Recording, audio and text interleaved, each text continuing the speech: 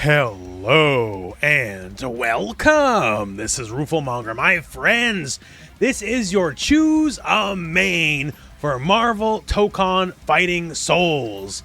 The game has just come out, and in this video we're going to be going over every character in the game and just what everyone is all about, their archetypes, how they play, what they can do, and hopefully in watching this video and you learning about how every character can work, you'll learn which characters you want to play.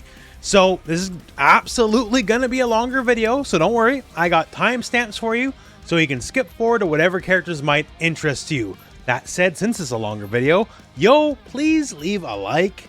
It helps out a lot. And timestamps in a longer video, that helps you out. So let's do a little back and forth here. Let's help each other out, right? But yeah, so let's go over it here. The cast is a wide variety of all your Marvel favorites and some people that are, lesser known characters. And there's a wide variety of play styles. Yes, Captain America, yeah, he's kind of an all-rounder. Hulk plays about what you would think, to be sure. But people like Carnage is definitely an oddball. The champion, the boss of the game, ain't play like nobody else. So we're going to go through everybody, and we're going to start, well, I think it's fair to start with old Cap here. So let's start with him and go from there. I fight for truth. I fight for justice. I fight for freedom. Now, Captain America is kind of your classic fighting game all-rounder. He's got the fireball, he's got the uppercut. That's kind of what we're looking for here. And yes, the uppercut is anti-air invulnerable. Although it's not full invulnerable, you can't use it on wake up. For that, you want to do stuff like your super moves. That's what they're there for. But he's a little bit more nuanced than just that. For one, the whole throw fireball thing, he's got the best projectile angles kind of in the game. There's a lot of people with very aggressive angles, and he's got very aggressive angles by default. Just a toss here versus that in the air. That covers the whole screen from the ground. He can control the air as well. He can do a lot. And his enhanced shield toss will just destroy all of the projectiles. That's great. He can also, with his unique button, just kind of kick the shield back at the opponent. And just kind of keep doing that forever. And you add that to the fact that with the unique button before you toss out the shield, you can toss the shield at all sorts of really weird, extra aggressive angles that cover all portions of the screen. Then stuff gets weird. And also when you kick the shield back, you can also do that in the air as well. So if I toss this out, nobody's home, I can jump and hit unique and then just kind of punch it and send it back down on the ground. So his projectile offense is very different than a lot of the rest of the cast, because you never know when you might get bopped by it on the other end, which, I guess is lore accurate. But yeah, the shield's sort of the thing here with Cap. The shield tosses all the angles, has all sorts of shield dive bombs, dive kicks, if you will.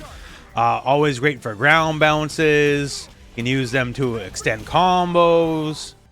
You can also get very aggressive with these as well, because they're always safe on block, even if you don't space it particularly well. So there's a pretty big reward. Just because if you're near the corner, you get full combos. That's not a bad deal at all. And yes, it's very susceptible to being hit with the old down heavy, right? But you have lots of different moves that cover that same angle, so people are just trying to down heavy you every time you're in the air, and this is why his control of space is excellent. The one thing though, yeah, he's got shield dive bomb, shield charge, shield toss, all that kind of stuff. And yes, he does have a shield reflect as well. And if you properly reflect something, it'll actually power up your shield, and your next shield-based attack will do more damage. That's nice. And this is armor against everything but lows. So you just gotta hit back and use unique. And if you hit any attack, it'll cancel out of the stance. So you're looking to defend yourself or get a quick buff, there you go. But the thing that's not as obvious, so Mr. All-Rounder, good projectiles, good control of the screen, uppercut, all that kind of stuff, right? He's actually a mix-up monster. So his quarters go back shield charge. It has dive bomb, has shield charge, sure. The enhanced version is an overhead. And from the overhead, you can get whatever combos you want. It's no big deal, right? So that's great, but just an overhead by itself doesn't mean much. Except his down series is also all lows. So what makes this extra strong is for a lot of the casts, like your lows are crouch light, crouch medium, that's it. So if you're doing like block strings, as soon as this part's over, the threat of the low is gone. Like that's it, that's all. You only have to worry about the low at the beginning, and after that, like there can't be lows. So yeah, of course I'm gonna block overhead after that, because what else is there to block? You know, universal overhead, command overhead, sure, whatever. However, for Captain America, at any point he can put a low back on the table. Other characters really can't do this the same way. Like there's a few people with special lows, sure, but then they generally don't also have special overhead. Like it just isn't the same situation. So in a block string versus Captain America, you kind of have to always be on your toes, especially because in this game it trains you to look for that orange glow. You see the orange glow, you just stand block, right? He can go EX low. So if you see that orange glow and you react, you might have just stood up to get hit by the low. And overhead leads the combo, as we already showed. And the EX low also leads the combos too. So yeah, good zoning, good screen control, defensive properties, all that kind of stuff. But also, you really gotta be on your toes while you're blocking. Because if he's willing to spend some meter, you're always in threat of just getting a random overhead or low tossed your way. If he's got the meter, when it comes to mix-ups, he can do this all day. So yeah, for Captain America, your general fighting game skills will definitely transfer over. This from screen control, the mix-up stuff we talked about. It's just great. One thing to note here about his 100-meter super. So his 100-meter super, invincible startup, pretty much all of them are really good. But I did mention that shield buff, right? So the 100-meter super gives you the shield buff for the rest of the round. It's not just a one-off. So you enjoy a permanent damage buff for the rest of the round for all of your shield-based specials. So if you're looking to mostly just use Cap without tagging in or out, that's something to keep in mind. Alright, who next? Hulk waiting!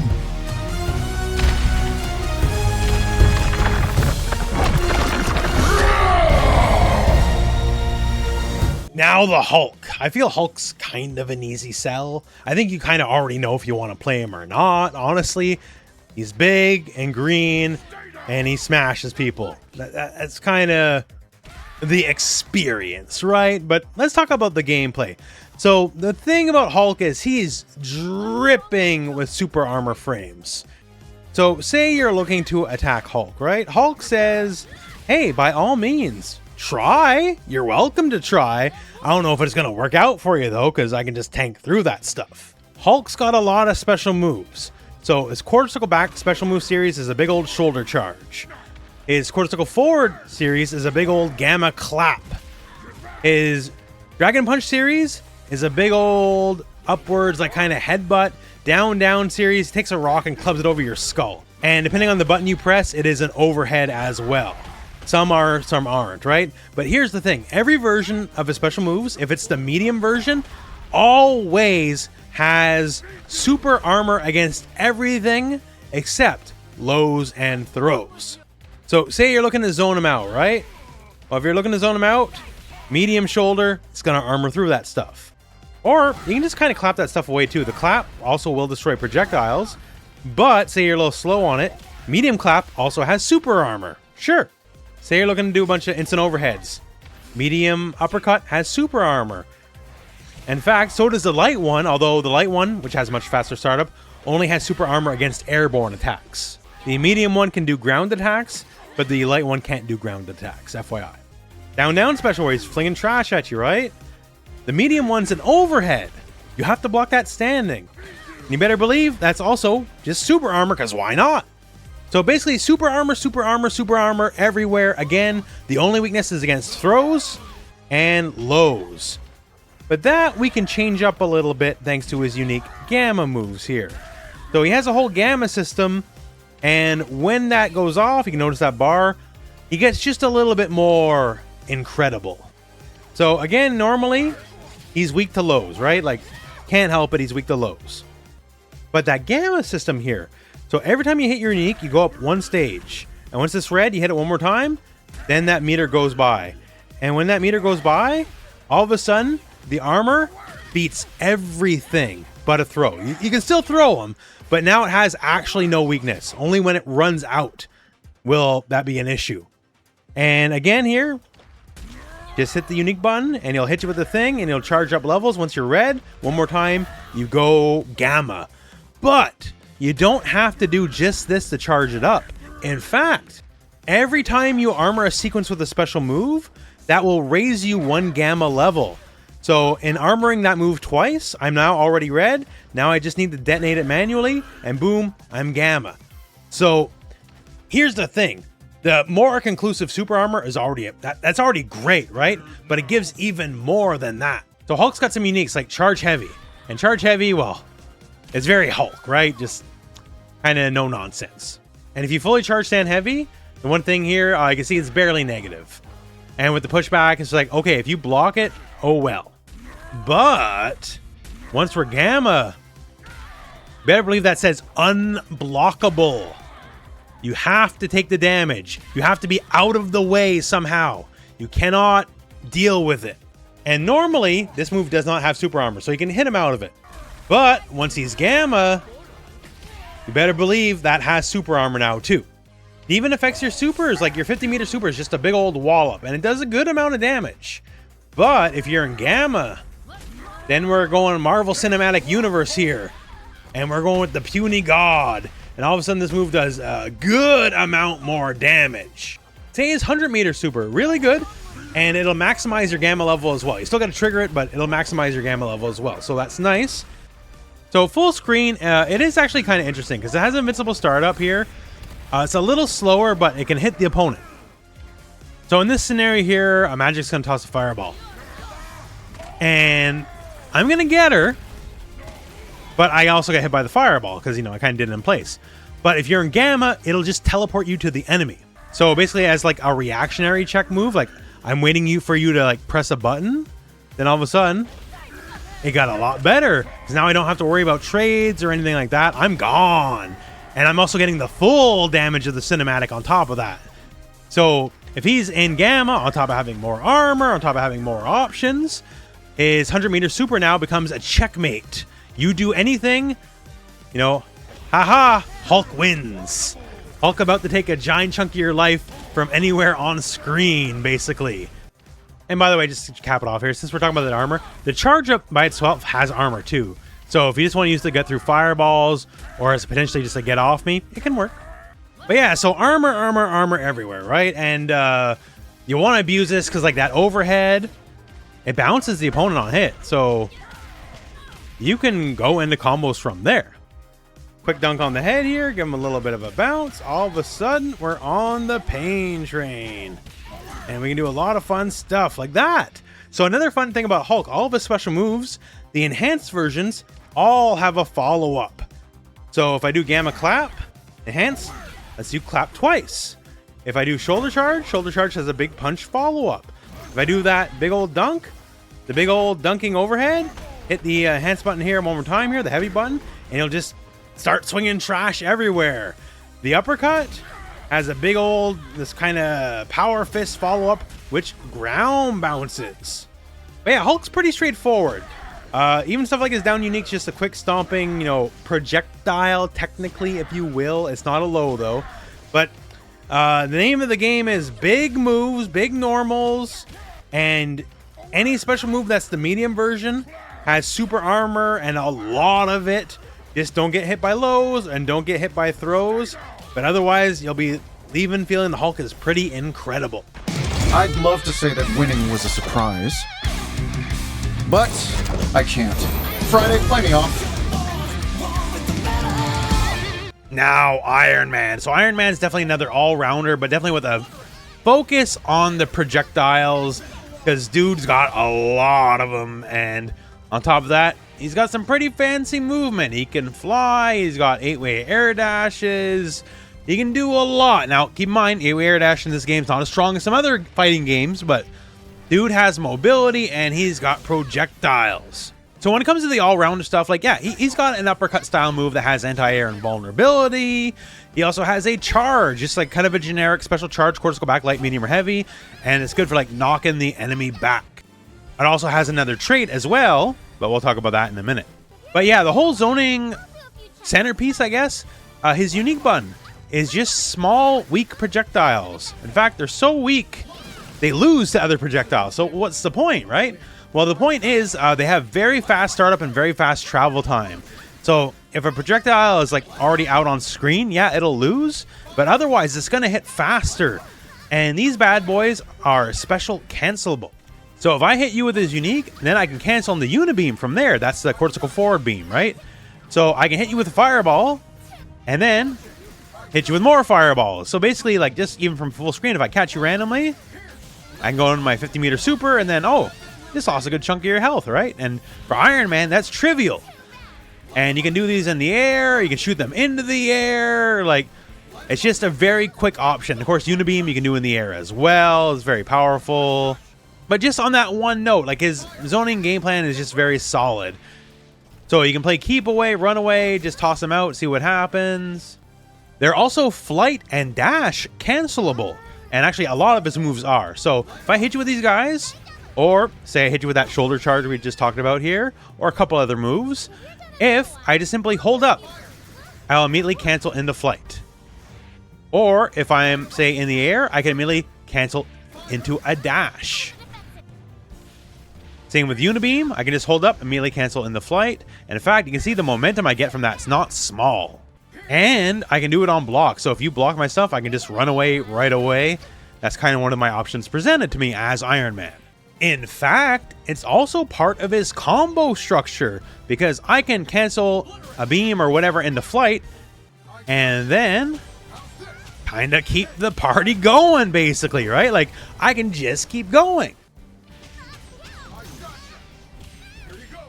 And now just sort of putting it all together here. Hey, it all works, right? Like, obviously not an optimal combo by any stretch, but I can use the re-jump slash dash property of that just to kind of go crazy. That works on any beam. I just use the X beam because it's fast and good for combos, but like, you get the idea, right? You can do it in the air, you can do it anywhere as long as you have the resources available to you. So, but if you already like double jump, super jump, it won't let you then do a dash cancel after that. The normal rules of movement apply, but yeah, he can do some stuff. And speaking of doing some stuff, his down projectile. So as you can see here, very slow startup.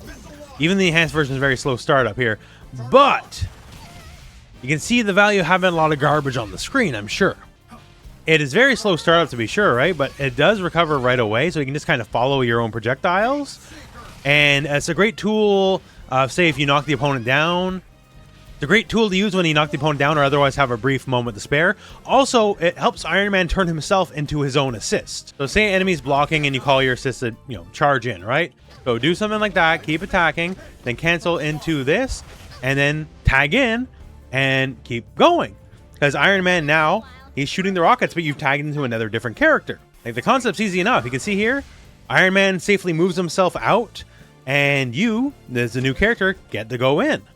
So again, this means Iron Man kind of becomes his own assist, which is very interesting.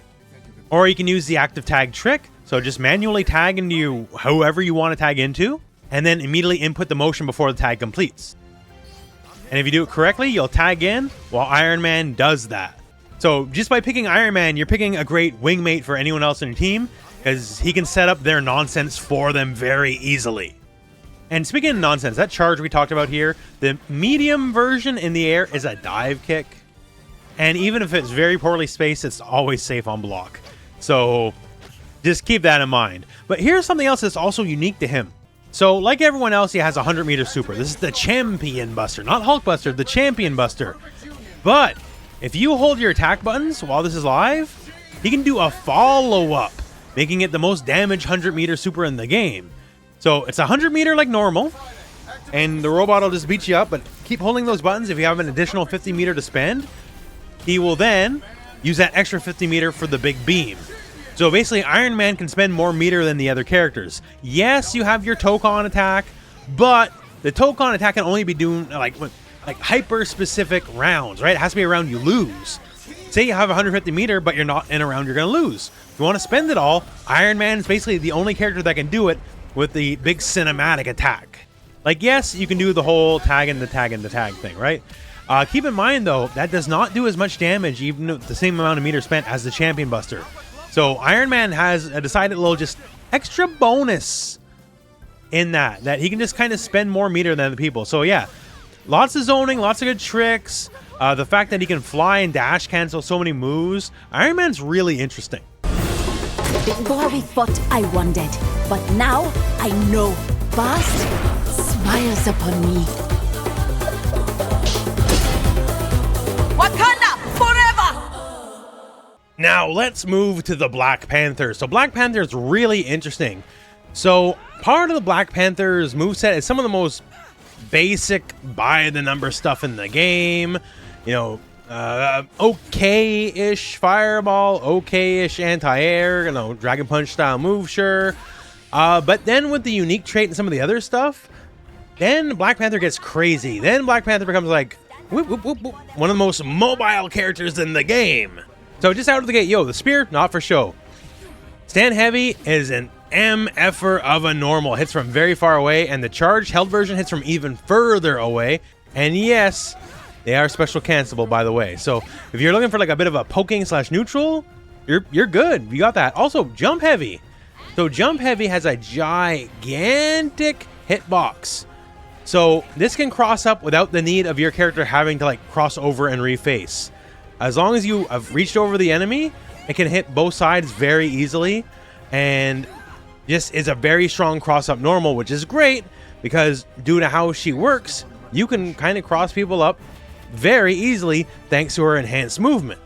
I guess let's get the proverbial cat out of the bag here. The enhanced movement. So you'll notice she has her own separate meter from the normal super meter, right? This is her movement gauge, and she can use one of these gauges to dash anywhere, anytime, off anything. She has 3 dashes, grounded, 3 dashes in the air. So you just hit your unique button. If you're grounded, regular unique is kind of like a very low to the ground instant dash. Like almost similar to like say your dash you can do it yourself with the universal air dash mechanic, except it's even lower to the ground. And stuff like say, you know, that jump heavy we talked about can pay big dividends here because it's a great attack off of it. Down unique launches you straight up into the air, faster than a super jump. And back unique also launches you up in the air, but will come screaming down and you'll slide across the ground so you can make it look like, say, you're going in for that quick overhead we talked about. And then all of a sudden, no, actually, we just hit you with a low. Because as you're sliding on the ground, you can cancel it in any normal. And thus, just the threat of, am I going overhead or am I going low is very real. Especially because you can cancel all these various dashes into each other. So I can do the high jump and then go into forward dash. I do the back dash into the ground slide. And then before it goes off, I can go into the like actual forward dash. I can do whatever I want. This works in the air too. So unique in the air is kind of the regular dash. Down brings you straight down. And back will also kind of jump backwards and bring you to the ground, which then you can cancel into whatever normals. And what makes this really good is you can dash cancel basically everything with this. So normals, sure. Special moves, sure. So for her, the projectile, the spear toss, just comes a combo starter, basically. So it's a lot more than just a projectile's worth of damage because it's also you're in. And even if they say block it, it's still you're in regardless, right? So block or not, if you threw the spear, you're in if you spend one of your dash gauges. And this is anything and everything.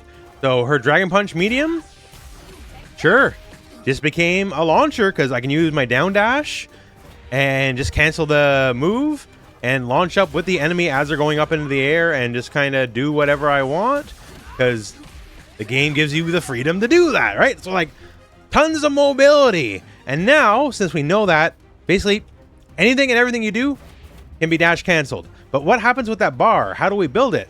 So beat up your opponent. That's a pretty good way to build up bars. Just beat up your opponent. But there's another thing you can do. So back heavy is a command normal. Well, she'll do a little bit of a Wakanda forever. You notice how it says armor. So she can take any projectile, armor through it.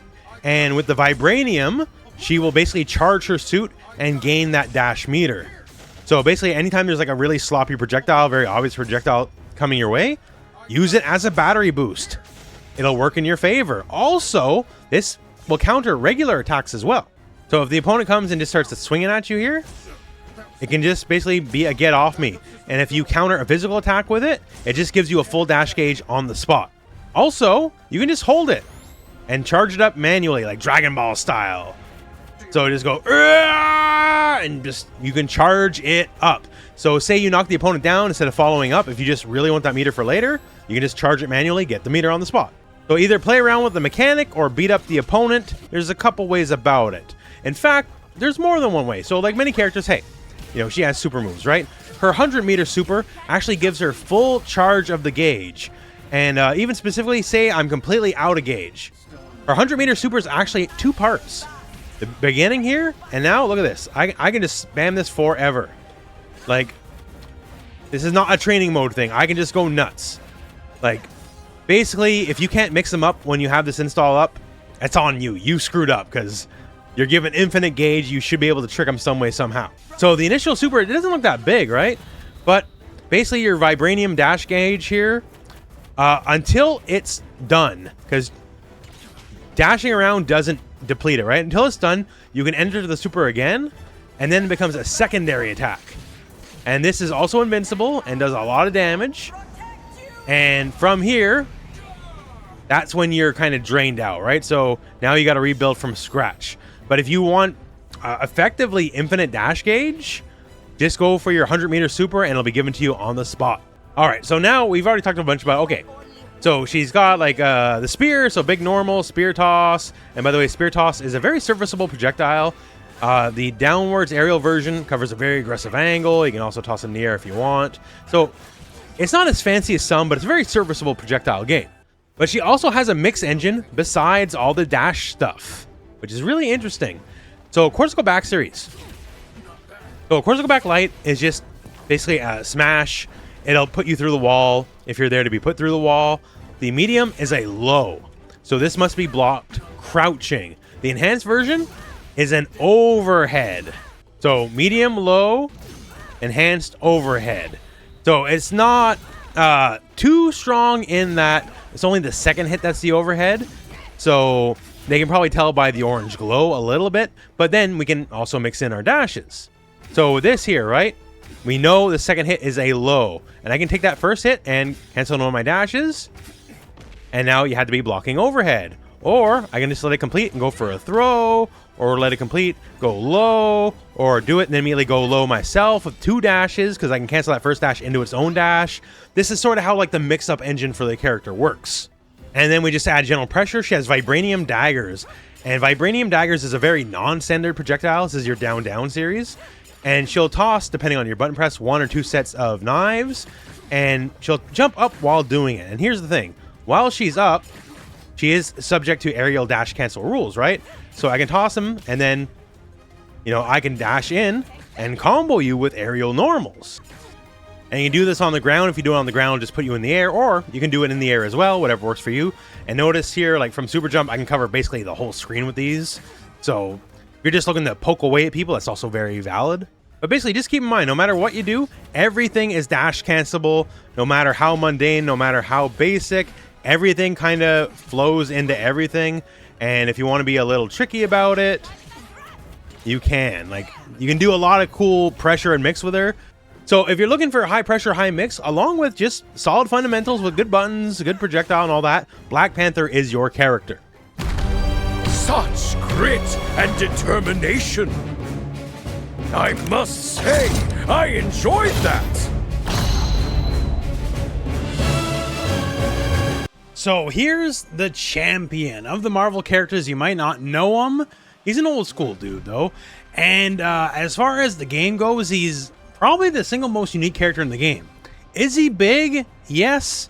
Does he have a command grab? Yes.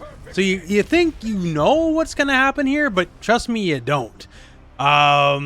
He's very unique. Like, one, I'm hitting the assist button. Ain't no assists are coming out. He's flexing. He's like styling on people, but there ain't no assists coming out. So he cannot, in his base form, call assists at all.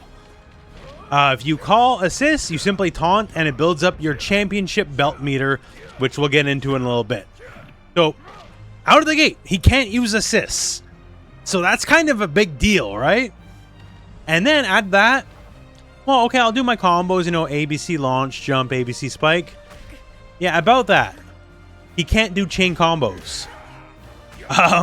So he can't do like the fundamental thing about like how combo structure works in the game. He can't do it. So what he can do is link combos. So he can only go into another, like, you know, weight of move, like, you know, light in the medium or heavier, or light in the heavier, whatever, when he's in the recovery of his moves. So I can go light into heavy, yes, but notice that wasn't a combo. I need to have very specific timing to make that a combo. If I'm too late, it won't work. So even doing basic combo structure is a skill test for this character. The champion wants the best. Can't just go ABC launch with this dude. Doesn't work. You need hyper-specific timing to do even basic combos. So, okay, it feels like we're giving up a lot. We can't do assists, and if we want to do basic combos, we got to do it a lot. You got to struggle a little bit, right? So what's the upsides? Well, for one, he's got his projectile series. So, pretty quick projectile. The medium one, big and slow. Like the kind you kind of run afterwards, right? In fact, yo, you can combo from it from full screen, right? Like that's really interesting. So it's really good already. That's great. The enhanced version also very quick, like laser quick, extra good. So this means anywhere on screen, if you hit him, you get full combos. And it's an enhanced projectile, so like it's very realistic this is going to happen. So his projectile game is really strong. And then add the fact his projectile, the startups, have super armor against anything that counts as a projectile. So he's basically going to win most zoning wars because just the startup of his projectile beats other projectiles. Okay, that's really good. His quarter circle back special is just a big old boot. And I see here just even the regular one can bounce you off all sorts of walls. The enhanced one is lightning fast, even a bigger bounce. That means thanks to his unique combo system, you can kind of get some stuff going on here, right? Like, he can do some stuff. And we talked about the projectile counter. He also has a normal counter that's also a command grab. So you try to attack him, he can counter it and command grab you, and say you wait, then it's just a command grab anyways. So light version gets mids and overheads, and medium gets lows. And enhanced version, well, just gets everything. Just kind of gets everything, right? So that's command grab number 1. His unique trait is command grab number 2, because he'll just drop the leg on you, brother man. And if you hit down in unique, well, then it's a leaping command grab. So if they're any kind of in the air, you're going to find out who's the cream of the crop. Yeah. And the thing about his command grabs, if you hold them, then you'll do a bit of a taunt, which again, we talked about how he doesn't have, you know, traditional assists, right? So that'll raise the belt meter. And the belt meter is a whole thing. We'll get into it in a second. Down button is a big old leaping attack. And here's the thing. These are all plus on block. So you gotta respect him. He has very easy plus frames with a command grab. So you kind of put 2 and 2 together on that one, right? You gotta respect those plus frames or else the leg. And you can super off of it. You can do a lot of fun stuff. Also the supers. So his 100-meter super is a command grab. It's one of 2 in the game. And as you can see here, it puts the cinematic in cinematic super because, yo, you gotta respect that. And when I say it's a command grab, it's a true command grab. So if I switch to Storm and try to jump out of it, as soon as the cinematic begins, it's too late. You're grabbed. You're done, you're done, you're done. So if he gets beside you and he has a 100-meter, it doesn't do tons and tons and tons of damage. It does a lot of damage. But given the game, they're a little scared of letting you do a third of someone's life. But still, anytime he's beside you, you got to worry about regular command grab. You got to worry about a super command grab. So now, we kind of put it off here. Let's talk that belt. So the belt takes a long time to fill up. This could be potentially rounds worth of fighting. But it's kind of the deal, right? Like, yeah, it might take rounds. So you taunt, you build it up, you drop the leg on him, you can taunt after you drop the leg on him, you beat up the opponent, like a bunch of different things. like you can do to just kind of help it along its way, right? And it'll get there after a while. What happens when it finally gets there? Well, nothing right away. But say next time you land that command grab, we're in for a little transformation. Oh no. So now he's extra big. And when he's extra big, things start changing a little bit. So now he has an air dash. As a true big boy, he has no air dash normally. When he's transformed, now he's as nimble as anyone can be. A lot of his moves you get better, like that command grab now has a new attack follow-up. And that attack follow-up can splat the wall. Meaning if you get command grab near the wall, you're just kind of going for the ride, basically. And now that's some very respectable damage. Also, he has assist now. His assist is himself. He calls himself as an assist. And the assists are not bad either. And he can do a bunch of fun stuff. And yeah, now he can do like, even though his combo structure is different than everyone else, he can do a lot of the usual call assists during combos. So now the weakness is gone. So he's more mobile. Yeah, he can call assists. Like he's got all the stuff a normal character has on top of those crazy traits he has from before. So this buff takes a while to build up to, but it's permanent. And then once he's got it, he's got it. Also, he's got a bit of a comeback mechanic, I guess. So, because he doesn't use the team, right? If you do a Tokon Assemble attack, it's just him, and he will automatically transform into his ultimate form out of the gate. So you don't have to worry about like doing the requirements, since an Assemble is already a comeback mechanic as it is. You'll do your damage, and it's a pretty cinematic. Like, again, this dude knows his cinema, right? And then you're just in the form, go from there. So can't call assists normally. Weird, unique combo structure. Projectiles that have super armor against projectiles or start combos from full screen if it hits as a counter hit. True command grab. Dude's just really unique. And now, he doesn't use the team, but he can be part of a team. So you can still tag him out. And if he's tagged out, he can still be used as an assist by himself. He just doesn't like being tagged out. So if you tag him out, then that'll lower his championship gauge. But say, for whatever reason, if he's just not working for you, switch to somebody else, make it happen. You'll still have him as an assist. He still has all of his own assist moves, sure. But yeah, very unique character. Definitely has a boss feel, because on top of just being big and scary, he has his whole unique game plan only he plays by. So that's the champion. You not only fought me, but the entire Earth itself. So perhaps still breathing is a victory.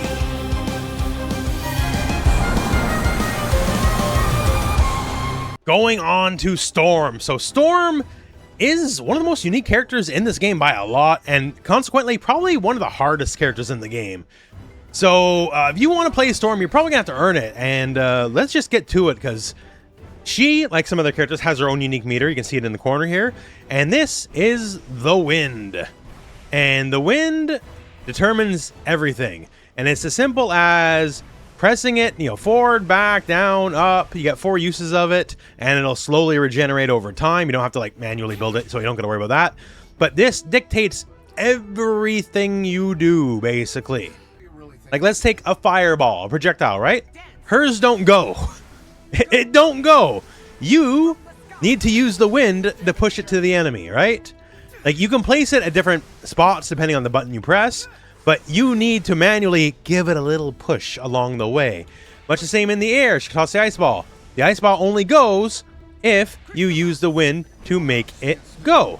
So you have to kind of manually do everything beyond the usual step of enter input for fighting game special move. Now, consequently, this lets you do tons of crazy stuff, right? Like Storm is blessed, one of the very few characters in the game to have a command grab.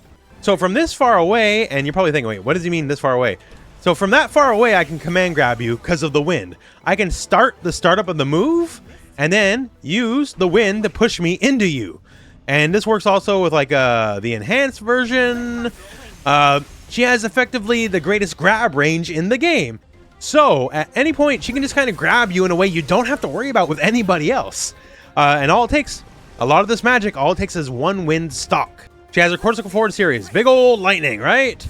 She can do it and use the wind to push herself into you doing it. Or, funnier yet, say you're blocking. This isn't the worst way to just end a block string, because it'll push you out a bit and it's mostly safe on block, right?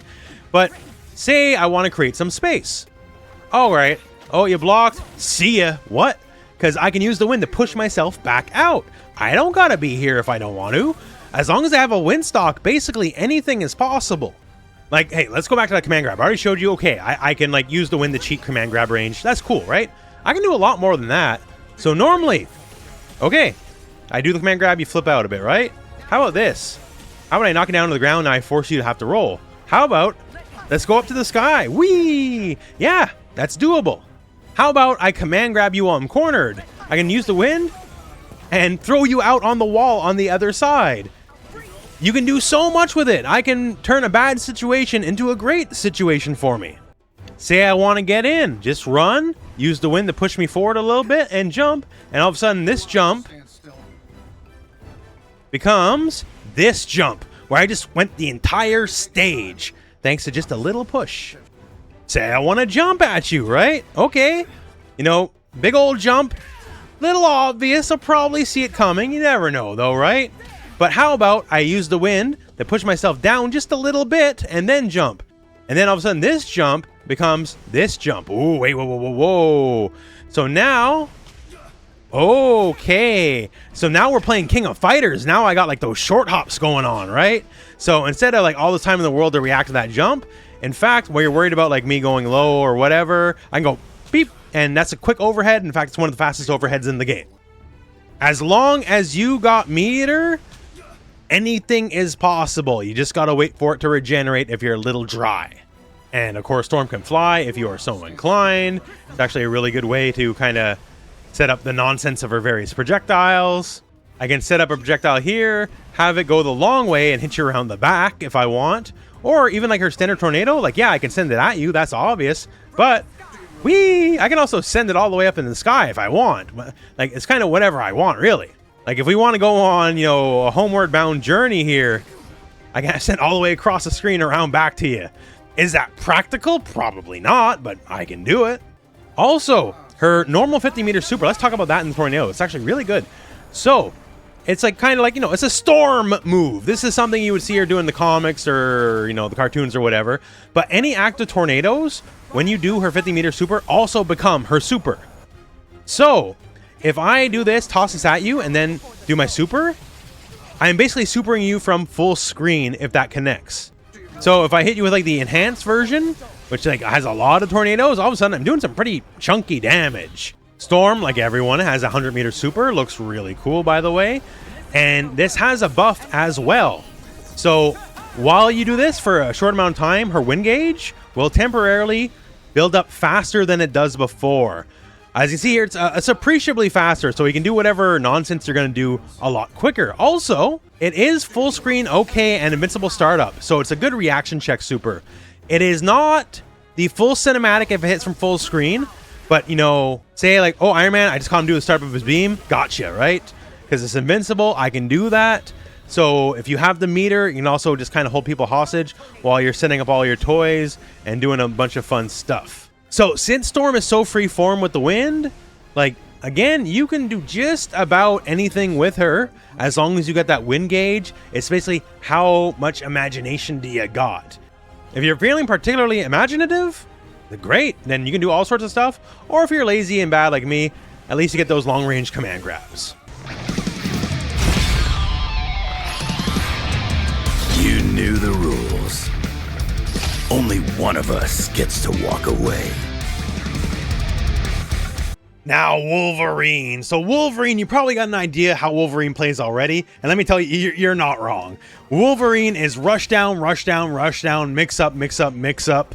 Like, that is what this character is. Although, this game throws a little wrench into the usual Wolverine fighting game mix. He also has super armor in this version, which makes perfect sense. He's super regenerating and has an adamantium skeleton. Of course, he should be able to super armor things. Why couldn't he do that before? So yeah, but yeah, dude's a rushdown character. So he's small, he's quick, his range isn't much to write home about, to be honest. But he can mix you up 6 ways from Sunday. Let's talk about his basic moveset here. So one, because we have the shooter assist and he needs something to do from range, he has a fireball in this game. You know, the classic Wolverine fireball, right? When he gets in like big range battles with Punisher and Gambit in the comics. No, you don't remember that? Weird. But yeah, so he does have a fireball. It is certainly not best in class, but it is there. And if you just need a moment to breathe or something, you can toss a fireball, but it's not a way to win games by itself. So he's got some combo fodder specials, like the Corsical Back series specials. The one thing about this here, the medium version has armored startup. So if you're just kind of screaming in and just like looking for a quick way in on the air or on the ground, you got armor, so you can kind of tank through something and hit them on the other end. His Dragon Punch style move is a Dragon Punch style move. And the light and the medium version also have armor as well in the startup against air attacks only, not ground attacks, but it's another way of him having armor. And then Down Special. So Down Special is a mix-up engine. Basically, guess which way I'm going to hit. And the thing about that is, okay, from there, you can see I hit same side. From here, I hit cross-up. I hit the exact same button. So what's the difference? Is you can control the aim. So after you hit the button, you can hold back or forward and move further back or closer forward. So when you're just doing basic block string stuff here, and say you're looking for like a mix-up, now they really don't know which end you're going to wind up on. Now, it takes them a second to get up into the air. So if you see him in the air, you can just kind of down heavy it. And down heavy, it doesn't care which side it connects. Like down heavy is just down heavy. But you can use an assist to keep them in place, or otherwise, you know, don't be predictable about it. But it's part of his mix-up engine.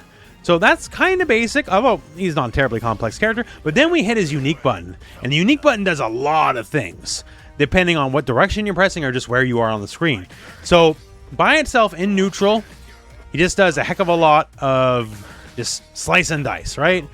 And you can basically hit it one more time and, you know, send them packing on their way. And you might notice he gets a bit of a buff. And when he has the buff, any move that uses the unique trait basically gets buffed after you have the buff up. It gives it basically a new ender. Like here, let's take a look here at Back Unique. So Back Unique is another armored move, and this is full armor, by the way. Unlike some other armored moves, this will beat lows. The only way around it is to throw him out of it or block after the move comes out. And you can hold it to delay as well. And you see here, like all the uniques, once it hits, I get that buff. And now if I do it again, oh, we popped him up in the air. But if I got that buff live, now it's a combo starter. Okay. Got a dive kick. Just hit unique, right? It just dives in. And from there, you can cancel into any grounded move. Like, you know, the back unique, the forward unique we talked about. Same deal. You get the buff. And then here's one of the highlights. So forward unique and down and unique. So forward unique is an overhead. Down unique is a low. So it gives them basically a 50-50 engine to work with. Guess overhead or guess low. And you can do this at any point during a block string.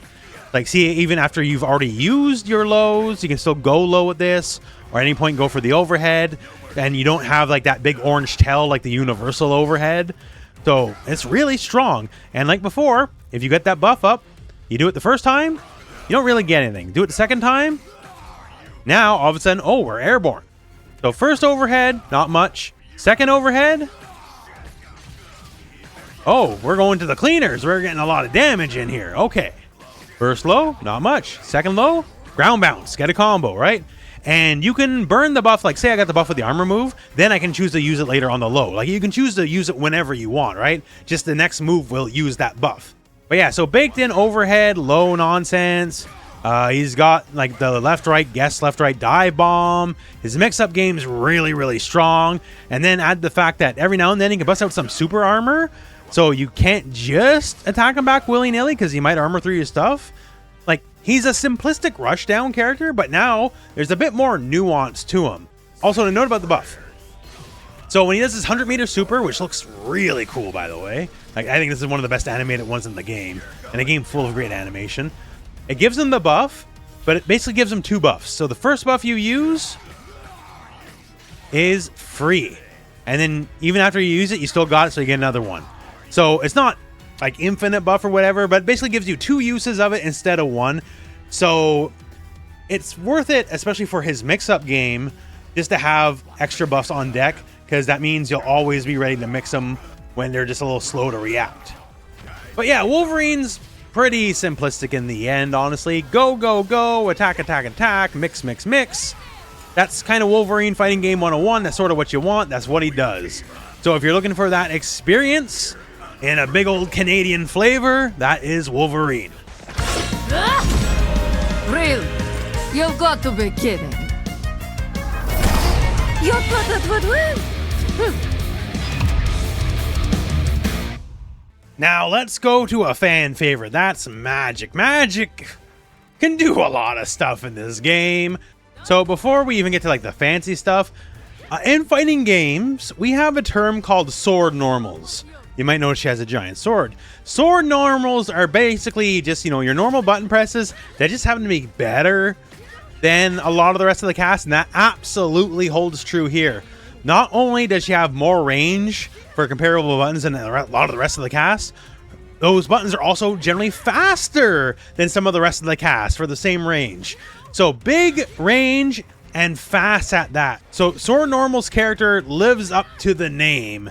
Now, she can do a lot of silly stuff, but let's get to the basic stuff first. Hey, she has Fireball, she has Uppercut. So she can do that stuff. Though, her base light Fireball specifically is actually insanely good. It's not particularly fast, but it's also not slow enough to be like annoying. But she can toss out another one while one's already on the screen, meaning it's actually shockingly difficult to beat her in a projectile war, as she can just simply put out more volume than the rest of the cast can. So keep that in mind. She's not meant to be a zoner or anything, right? But she can just put out so many fireballs that people will crumple underneath it. The uppercut's sort of standard fare. It's invulnerable to aerial attacks, and you can also combo after the fact. Her Corsical Back series of special moves is just big old sword swings. These are generally going to be strong combo enders and can be used for some of her tricks later on. And down, down, and a button is a big old Hellfire Pillar. So, along with her just kind of normal projectile, again, not meant to be a zone or anything, but has solid control of the screen, which is only exacerbated by some of her other tricks. But yeah, so the main reason you're going to pick Magik, besides ignorant and unfair normals, to be real, is the portals. She can set up portals in all sorts of positions. And why is a portal important? Well, you can use it kind of as a bit of a personal travel device. That's kind of one of the big ones. So when you are beside a portal, hit your unique button, and when you press unique, that's what places a portal. Hit your unique button, and she'll just kind of dodge into the portal and come out the other end. If you go into the portal and hold forward, you'll teleport to the other side of the enemy. So it can be very useful for, you know, say mix-ups. And if you teleport into a portal, then hold up, you'll go into the air. And whenever you teleport and then hit the unique button again on the other end, she will do an attack out of it. No matter where she is, she will attack either on the ground, in the air. It don't matter. She will always attack. So say we got a portal on them, right? And we got them in the corner, and I'm doing just kind of basic block strings. I can take that portal and in the middle of it, use it. And while I am doing this basic stuff here, hope you're ready for, you know, me jumping on you from out of nowhere, because that's something I can do. So let's talk about the portals and how they work. Like, yeah, we can put them in all sorts of different spots. That's really handy. But what's the end game there? So portal, we already explained how I myself can go through a portal and teleport on the other end. That's not the only thing though. Say my fireball. My fireball can go into a portal and come out the other end. It'll come out behind the enemy. So say I have a portal way over there and I throw a fireball, completely misses, goes in the portal on the other end, pops you. That's kind of why this is really strong. So I can be tossing basic fireballs, toss one in the air, toss more, and you got to worry about stuff coming from all sorts of weird angles. Like say I have one further up, right? I want to keep my basic projectiles here. And as I'm getting closer, you know what? I'm going to toss a pillar into this, and the pillar will teleport to you, wherever you are, and hit you on the other end. Because this might be way up there, but the pillar goes up into that. And right there, that's a great example. Sometimes you get the double dip. So sometimes, depending on the spacing of the move, it can hit when it shows up, then still go into a portal, and then hit on the other end going through the portal. So if I have a portal right here, that means Hellfire will track them wherever they are on the screen. Fireball, sure, same deal. What about my Corsical back series, where it's the big old sword chops, right? About that. If I'm near a portal, I can take the start of my move, cancel it into a teleport. So that's how, in this situation, I can teleport in a block string. However, I can also teleport off any hit on this and just kind of keep going. Much the same here, my uppercut. I just need to hit teleport while I'm like near a portal, and I'll teleport into it even in the middle of the move. Heck, I don't even need to like finish the move. I can just do the startup and then immediately cancel into a teleport portal. So it lets you do all sorts of tricky things, tossing fireballs at weird angles, all sorts of non-standard zoning. I can take a move, a special move here, and cancel the startup of the move into my portal and teleport on top of your head. It's portals, portals, portals, portals, portals.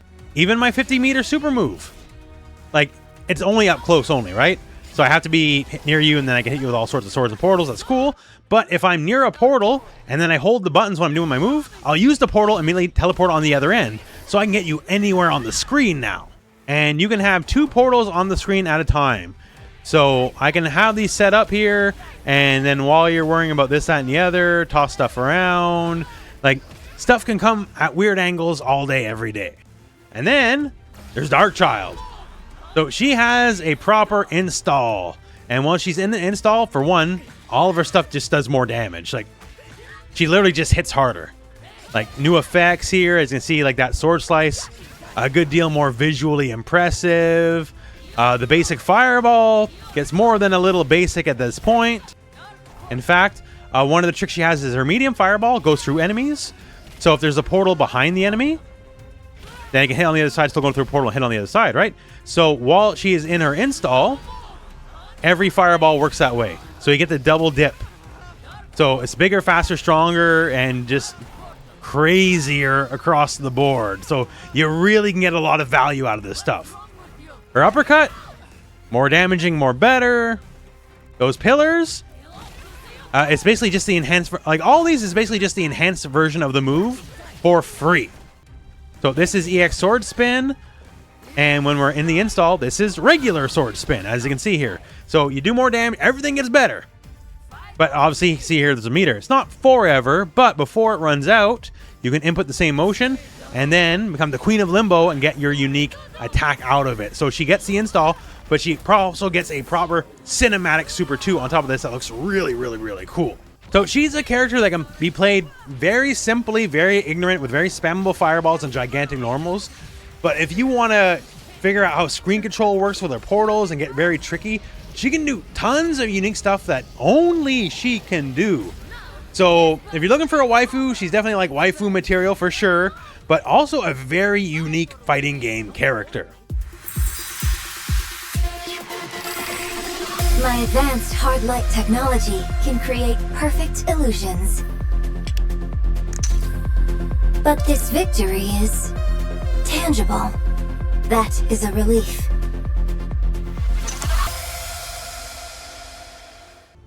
Now, talking about Danger, Danger is one of the most unique characters and potentially also the most obscure character. If you do not know who Danger is, she is the Danger Room from the X-Men. So her story is a little bit different in this game, but that's kind of the gist of it. Now, out of the gate here, she does so much different than the rest of the cast. Like this is her dash. Like me flying across the screen like all crazy like, yeah.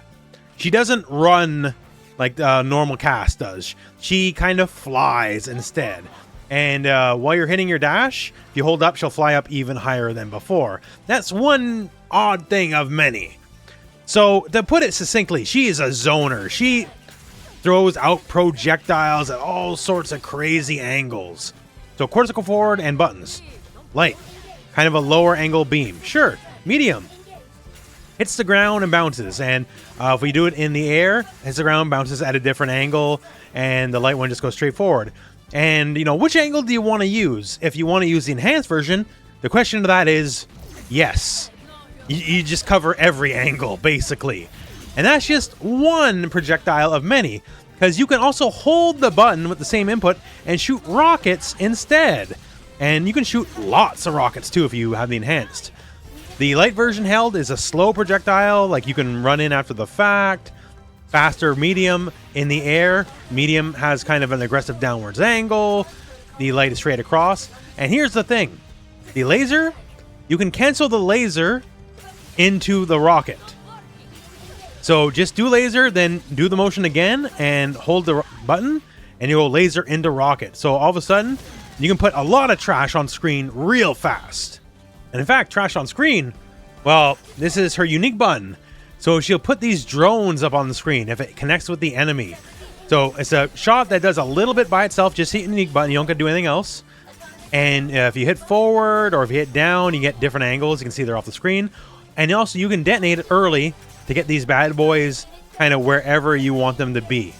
And these do a lot of things. Like bare minimum, they can store your laser shots. So what happens here is they'll store the shot, and next time I hit the enemy, it'll take those stored shots and shoot them at the enemy. And keep in mind, it is only on hit, although it will eventually shoot by itself if it's not used after a while. So you can use this as its own quick projectile with a nice little bonus of it can store shots and then shoot them out later, and it can be there for a while before it'll just dissipate. Also, you can teleport to them wherever you want. So the down series and a button is a short range teleport. And if you have these little tracking drones up, it'll teleport to the drone. And if you hold a direction, it'll teleport to that specific drone as you're teleporting. Otherwise, light teleports in place. Medium teleports kind of above the enemy, so you can kind of hit them with a quick, jumping attack. And the enhanced version just teleports to directly on top of their head wherever they may be. The enhanced version also connects as an attack. So if you're looking for something like quickly launch an enemy, that is an option. And now we start with it. Let's go back to that dash. So the dash, again, in the biz, we'll call this the Morrigan dash. It does give you access to kind of quicker overheads, as this leaves you in the air and you can attack. So you see here Magik is crouching. She has to stand block that move. So if she stays crouching, that will hit her as an overhead, and then you can just kind of get a full combo from there. Now keep in mind though, you can't do it immediately because you'll keep some of that upwards momentum. So you gotta wait a split second and then attack if you want it to count as an overhead. Also, she has down heavy, and yes, that hits directly downwards, but just because it's in the air does not mean it is an overhead, FYI, sadly enough. Now, she has some other special moves that are more normal attacks. So the Quarter Circle Back series is a dashing, kind of just blades out on the arms, this big old spin attack. Generally speaking, good for combo structure, it's good to smack people around. The airborne version, the medium one specifically, does have an aggressive downwards angle, so you can use that to kind of people below you, especially, while you're zoning them out. The enhanced version also can be held to change which angle you want. So say if you hold it, they'll be up in the air, and then you can hit them with air combos as you're kind of level with them. And then the Dragon Punch motion moves is a big old drill. In fact, here, one of the things about this here, the medium version, is just neutral on block. So say they block the move here, you're both completely equal with each other. No one has advantage or disadvantage, but it also does a good amount of chip damage, being a drill, right? So it's something to keep in mind. The enhanced version, much the same. It's -1, but chip damage. But if you hold the button, it will, being that she's a zoning-based character, shoot off the drill as a projectile by itself. It does count as an EX projectile for fireball clashing rules, so it will destroy all normal projectiles, and it's nice and slow. So you can kind of follow up afterwards, either just dash in, or if you have either the drone set up, or you just want to spend more bar, you can teleport in as well. It's actually pretty versatile, all things considered. Her 50-meter super, just big old beam. Nothing too special, but our little trait buddies here. If the trait buddies are on the screen in whatever shape or form, when you do your 50-meter super, they will all immediately attack the enemy. So as you can see here, by itself, very slow startup. Very slow startup. But as long as you got some of these guys on the screen, they'll attack, either hitting the enemy right away and launching them, or at least buying enough time to block. Her 100-meter super, very anime, Danger is meant to be like a very anime version of the character here. Looks really cool. Got the butterfly wings and everything. And once you do the meter, or rather the 100-meter super, your drill gets turbocharged.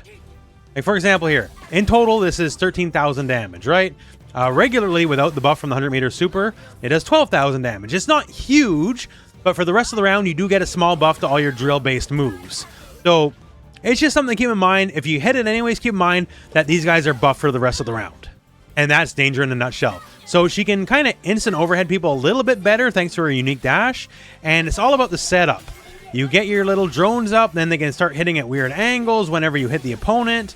You have the laser, you got the rockets, you got drills, you got extra. Like, she has all sorts of zoning potential and can cover a lot of weird angles with very, very powerful, kind of basic yet effective zoning.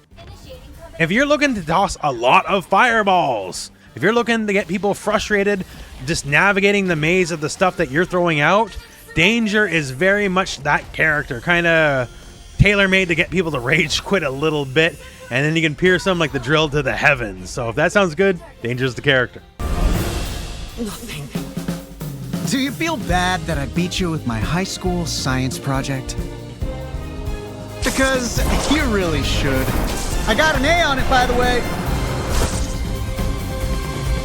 Spider-Man, hero or menace? Well, in this game, we're going to lean closer to menace because he's got a couple moves that only really exist to troll people. Like, they don't really do much, but if you just want to troll, you can troll. Like, he has offensive crouch. So you can just crawl walking forward, which also, in my personal opinion, makes one of the more dramatic teabags of the game if you're just looking to mess with people. But yeah, Spidey, he's got some stuff. Like, is he strong? Listen, bud. Okay, he's got that radioactive blood. He's good to go. And obviously we got all sorts of web swinging, and dude, like, he can't fly like some of the other characters, but his ability to be airborne is certainly like best in class because he can do a lot of just swinging around. In fact, that's his unique button, is just web swing, web zip, right? The base version, because you got all, like, you can go to the enemy, you can go up in the air, you can go up in the air at different angles. You can do it across in the air. You can go right down to the ground. You can just like aggressively downward angle and zip in. Like, there's so much stuff you can do with this, right? And one of the things that's really strong is, say, on just the base level, it hits. It'll actually knock the opponent up in the air. So from there, thanks to his heavy just hitting high up, it's trivial for him to just get combos off any random hit from the web zips. And even if you block, he's in immediately. He's just attacking you. Like, you gotta give this a lot of respect. Now, you might be thinking, well, wait a second, he's airborne, right? Can I just down heavy that after I block? You're a smart cookie. In fact, you absolutely can. But nothing says he has to finish it. Like, we talked about some trolly moves. Like, some of these trolly moves have, like, legitimate value. Because if you're just going to down heavy right away, he can just kind of chill. He doesn't have to actually go in all the way against you. So, I can cancel my mid-swing here and just hit up and my unique button. And then just swing in place. And then, when you're swinging in place, you just hit, like, forward. You can jump cancel it, basically. And then just keep attacking him. And all of a sudden, like, it's still my turn, right? But the same, just like all these various angles here, like, yeah, if I just zoom in from full screen, sure, you can down heavy it, but I can also web swing and cancel it. Because also the start of any web swing, you can hit up and unique, and then cancel it to an upward angled web swing and move around. Like, he has all sorts of things he can do to cancel all this various movement. Or sometimes you can let it rock and just keep attacking from there, right? Like, this, his mobility and the options and the everything he's got, like, is ridiculous, and he can fake you out in so many ways because that's the Peter Parker way. Also, web zips. If you hold the button, he'll just do an attack out of it. Like, you don't even need the weight. And that is airtight. You cannot down heavy out of that at all. And that, at least on the ground, is airtight. In the air, depending on the distance, there could be a little bit of a gap you can down heavy through. But if he really wants to attack, he can just kind of force the issue. And then, he's Spider-Man. He can bring you to him if he is so inclined, right? And a fun thing about this specifically is, yeah, it's negative. Good thing about that, though, is, like, you know, we can call assists and do all that usual stuff, right? Also, there's the fact that if you do this and it hits, it just comes a big old dunk. And for any of the grounded web slings here, just hold the button and hold back while you're doing it. And if you will, you'll dunk them on the spot. Visually, I think it's very satisfying. But yeah, that's just one aspect of the character. Peter has so much good stuff. Like, you know, slinging some webs, right? He's actually shockingly proficient at projectiles. Good angles for his projectiles, multiple, like, aerial angles that cover, like, the entire screen. If he wants to run away zone, like, he can kind of do that. And the thing is, since it's so many hits, like, you know, on the ground or on the air, it doesn't matter. It's so many hits. It's so easy to visually see, like, oh, did I get my hit confirm? And then, like, did I get a hit confirm? Cool, call an assist afterwards. I don't need to call the assist right away. I can just see it happen, then call the assist. Oh, my fireball hit. Because it's a million shots, I can easily tell when it hits. Okay, I'll call my assist real quick. And since now I'm confirming it, my assist will hold him in place for a split second. And what I'm going to do here is, it's pretty basic, but it works.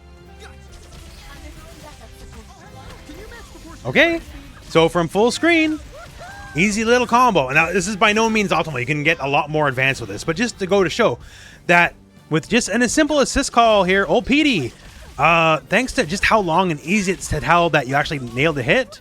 But for Peter, just because it's so long and it's so easy to tell that you got the hit, but yeah, it's just shockingly decent zoning, especially when it comes to, like, hit confirming and getting combos with assists. Like, it's really, really good. And the boy likes his gadgets. So yeah, if you're fans of spider people in other fighting games, you know there's all about web traps, right? And Spider-Man's got those web traps. And if you walk into one, it'll detonate. They don't last forever, but it just controls that part of the screen while you're there, and they can't do too much about it. Also, if you put the enhanced trap up, a couple things. It lasts a good deal longer, like about twice as long.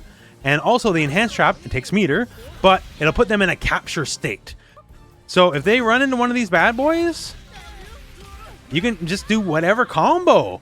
So screen denial along with this, along with all sorts of, like, web zipping nonsense and all that, like, he can be weird. Because again, that's the Peter Parker way. And of course, what if people are pressuring you? Well, that's where some spider sense comes into play. So this is basically a counter style move. It's not perfect because it doesn't go off frame 1. Like, it doesn't go off the exact frame you press the button. But as long as basically the spidey sense signals are above his head, that's when he will counter a move. The light version will kind of stomp him in place. The medium version will switch sides. And the enhanced version, you get to choose.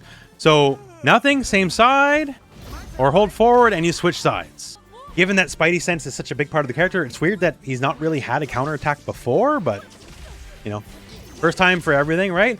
And he does have cortical back, special. It's kind of like a generic charging move. Good combo filler, if anything else. One thing, you know, here is 100-meter super will actually buff his web slinging for the rest of the round, on top of visually looking great. But yeah, so now all your zipping around will just be a little bit better, and everything will have just a little bit more hit stun when it does connect. So if you're just looking to be annoying, just keep that 100-meter super in mind. But yeah, that's Spider-Man. Spider-Man is a classical fighting game character, as weird as it sounds, but he legitimately is. And this version of him is one of the most interesting, because he's definitely, like, rush down, mix up, pressure oriented, but yet he's really good at keep away with zoning. He's really good at keep away having traps, like help control the screen. Most of all, this just makes him annoying, which again is the Peter Parker way. All right! Liars never win, Loki. That's what my mom taught me.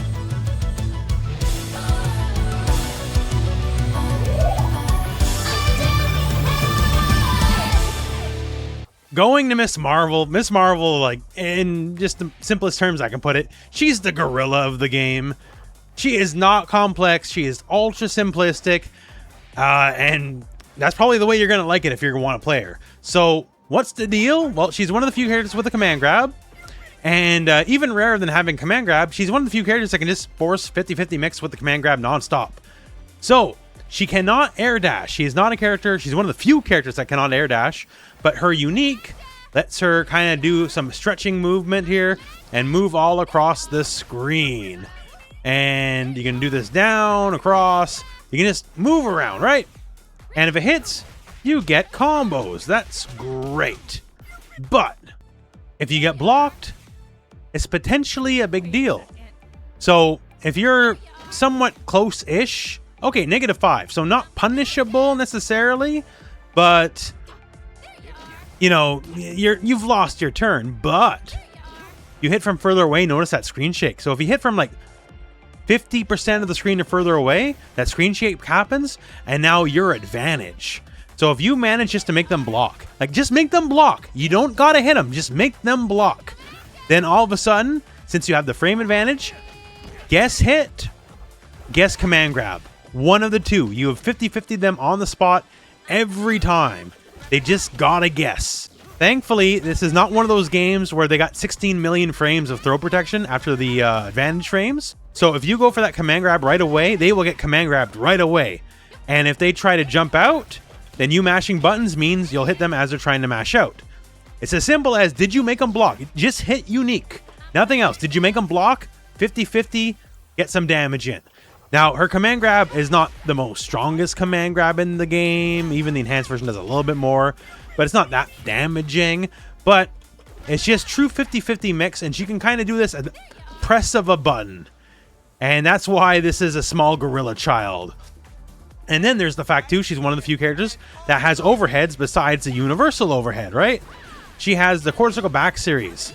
And these guys here, like the light version, has very, very long range. But you can see here, it's punishable on block. The medium version, short range, but safe on block. And the enhanced version, oh, good range again. Fast startup, 22 frames. That's a few frames faster than the universal overhead, right? Plus on block overhead, not negative. You didn't lose your turn. It is still your turn. You both mash buttons, you will win. So plus on block, also on hit, you get combos. You can kind of just do whatever, right? So plus on block, your turn if it's blocked. It's very difficult to react to because it's much faster than this default overhead. And like, it's just everything you could possibly want, basically. There is no downside. So that's what I'm talking about, gorilla moves here. Plus on block, from full screen, guess 50-50, difficult to react to overhead, and a full combo, and still my turn if you block. So we got that, and then, unfortunately for the opponent, she actually has good fundamentals, because she's got some range on her, thanks to her stretchy limbs. So she has the Corsical Forward series, and this is just gigantic. Most of the screen, just big old elasto punches. And these can be done in the air as well. And when doing them from the air, as you can see here, she can cover like gigantic portions of the screen, either grounded or in the air. Also with her stretchy unique here, on top of being able to grab you and, you know, get combos or plus on blocks, she can do it behind her to create space. She can do it in the air, just zip around the map. She can do it downwards and just go down. She can do a lot of things, like also kind of crossing you up as well, because that same side, that's a cross up. That you can down heavy if she's in the air too often, right? But still, you gotta be on your toes often. There also is her Lariat series, that's down, down, and a button, and they're very active. They last quite a long time. Also a great technique to kind of like tag into, because since it lasts a long time, the tagged in character can make use of the active hitbox. But yeah, simply put, she's not that complex, but like to your benefit, because she has huge control of the screen, can kind of be wherever she wants to be at any point. Stretchy arms are great. The lariats are anti-air coated too, by the way. Make you block from full screen. Like either if it hits, you got hit, it's combo time. If not, guess strike, guess throw for the mix. And then she's one of two characters in the game, 100-meter super. Her 100-meter super is actually a command grab. So if you get got, you get got. Simple as that. Like there's no jumping it. As soon as that cinematic plays, it was already too late. If you were not already out of the way, you got got. So having a super command grab especially on a character that makes you terrified to block because she has so many plus frames, right? If you stand still for a second, she will embiggen the situation and show you how cromulent her offense is. So this is stuff you gotta watch out for. Again, simple character, but simple in no way does not mean ineffective. In fact, sometimes it can be a little, like, very effective, right? So if you don't want to lab too much and just do some fighting game 101, so like, okay, plus frames, now guess for game, this is the character. You did great. Really?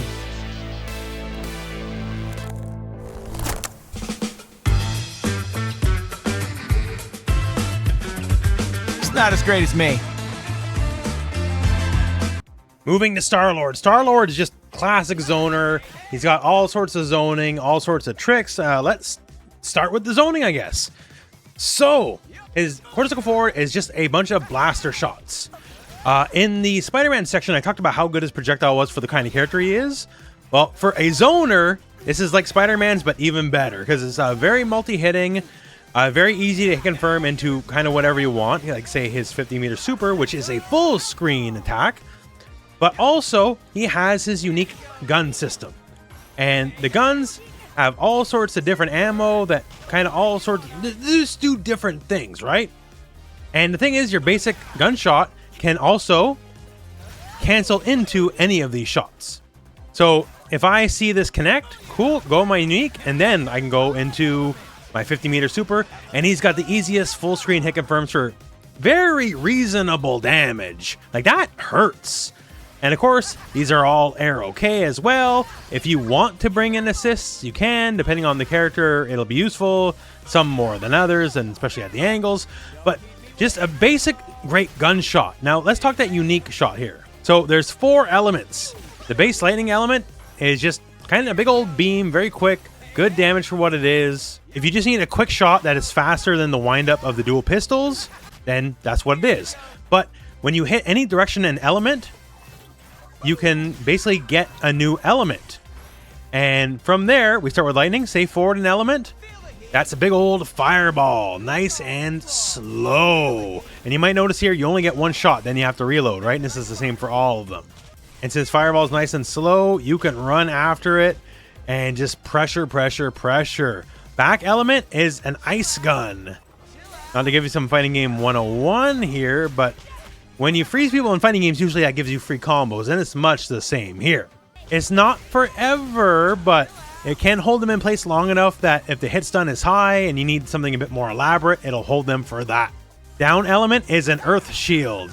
And the thing about the earth shield is the shield part of it, frankly, is the shield will tank hits for you. Now, it'll only tank projectile hits. Regular hits, well, you will get hit, right? But if you are in a zoning war with the opponent, this basically means, no, I'm going to win the zoning war for a moment. Also, you might notice here, you can actually aim it. So hold up or hold down, like say if you're in the air, and you can shoot it at various angles. So it's a very reliable shot. And yeah, by the way, you saw here, he can fly. Several of his moves actually can cancel into flight, depending on what you do. So that mobility is a big part of the character. And he's also got some really good command normals too. Like say stand heavy. If you hold it, it becomes an overhead. So it must be blocked standing. Now, he doesn't get much by it by himself, unless you want to cancel into a super, but everyone's only 1 assist to call away from, you know, getting a full combo off of it. And he's one of the few characters that has an overhead besides just the default overhead. So that's always handy. He also, on top of the regular air dash, has diagonal air dashes. So if you need that additional movement on top of the flight, he's very mobile in the air. And we got more zoning yet. Grenade tosses. So this is Dragon Punch motion. Light and medium kind of changes the angle. And you might notice here on hit, it puts him in a capture state for a little bit. So even from further away, you know, you see it hit, cool. If it hits, get some damage in, right? Like, why not? And again, from full screen, can get some pretty tasty damage. And the enhanced version is really diabolical. So this is the Void Mine. And so it's a longer capture state if it hits directly. And if it misses, it still sucks in the enemy against their will. So, like, it's blockable, sure, but it can displace them when they don't want to be displaced. And if it hits, it's the capture state. And if it's blocked, you'll still have some severe advantage frames. So you press buttons, they're going to get hit if they try to do anything but block. He also has a command jump. So this is down, down, one of your buttons. And depending on the button, forward or backwards. So while you're attacking the enemy, you can kind of just command jump. And it certainly wouldn't be the fastest overhead in the world, but you can jump and then make them block airborne if they're not like paying attention, or conversely, say you want to run away. The backwards version also special cancelable, right? So run away, and now I'm just going to shoot lasers at you. Like, I didn't hit you, I'm out of here, back to shooting fireballs. These moves also are flight cancelable. So if you just hold up, you'll just go into your fly from there. The enhanced version is actually a rising knee, which also is flight cancelable. So you can do a lot of fun stuff with that. Its quarter circle back series is a sliding low, so this must be blocked crouching. Considering he has that command overhead, that's not as strong as makes some characters, but it's nice. The enhanced version is also a big old launcher. And this also, if you hold up, is flight cancelable. So there's just a lot of interesting, tricky things to do with this moveset besides shoot guns. And actually, speaking of shooting guns, so his 100-meter super lets you shoot guns better, basically. So his unique resource, the elemental guns, it gets better. So now you can store multiple shots. You can store up to 3. So it's kind of a one-off deal, and it'll only go by like whichever gun you currently have equipped. Let's say you have fire equipped, right? So after the end of the 100-meter super, that means you can toss 3 fireballs before you have to reload the unique resource, which it's specifically in the case of the fireball, because it's so big and so slow. Like, that's actually really strong because it controls so much of the screen. So he's definitely got some tricks on him with like all this mobility, movement, flight, all that kind of stuff. But the bread is buttered by the fact that he's just got really good projectiles. The fact that the ammo system gives him a lot of just weird stuff that like other characters don't necessarily have besides the basic projectile shots, right? And he's got the basic projectile shots and they're really good. It's very easy to hit confirm into a super, meaning he can always convert into damage like kind of anywhere on the screen very easily. So if you like some tricky stuff, some zoning and some style, because he's got style in spades, like that cannot be argued, Star-Lord's the guy. Minimal damage taken. That was perfect, Spider! Sorry about that, champ, but Spider was clearly above your weight class. Peni Parker? Why do we want to pick Peni Parker? Well, controlled chaos is probably the main reason, because Peni is the random item character. You hit her unique button and, something will come out. What'll come out? Who knows? It's sort of random, right? And it's one of those deals, if you don't know what's going to be next, how can they know how to plan against it, right? Because you're basically just here to control the randomness. That's sort of the idea of the random item archetype, is just the controlled chaos flow and how well you deal with it. Now, naturally, she has a bunch of other stuff. We'll talk about the first before we go to the random items again. Like, hey, she has a very competent basic projectile. And she is a spider character, so yes, she can bring you in as well with, say, the medium version of the projectile. And if it connects, get all sorts of combos. Lovely. Enhanced projectile is the same deal, just even faster and better. She has a generic charge move. A lot of the cast just kind of has a move where they'll just kind of rip forward. For Doskoi enjoyers out there, she also has the giant slam. And the thing about that is, you, on top of just the buttons having different spacings and timings, have a degree of aiming it by holding forward or back. So this makes it a very serviceable cross-up, especially because these are safe on block. They're negative, but even at the top of the sky, you can just kind of slam down. And again, with a sort of the random theme of the character, if you're not sure what side you're going to land on, right? How can they know what side you're going to land on? And since it kind of refloats you for a second, or at least stops your air momentum, it differs from like a regular jump in, because a regular jump in is much easier to like down heavy, timing wise. But with this, since it stops your timing, it can potentially blow up down heavy timings. Like, say I'm going to jump in, whoops, got blown up, right? But same idea. Oh, whoops, I messed up your timing. So I'm not going to say make this the core of your game plan or nothing, but it's solid. Also, they know how annoying this can be, so no, you cannot call the assist after the fact to splat them and like recombo, because that would be a bit much. because it's already safe on block and it's already a hard guess as it is, so they won't let you do that. And then there's Pendulum Swing. So this is proof she's based off Xianko and not Faust from Guilty Gear. Xianko from Darkstalkers is the original random item character, by the way, and she had the pendulum. So pendulum, besides just, swinging around, is actually quite useful because you can kind of manipulate the angles.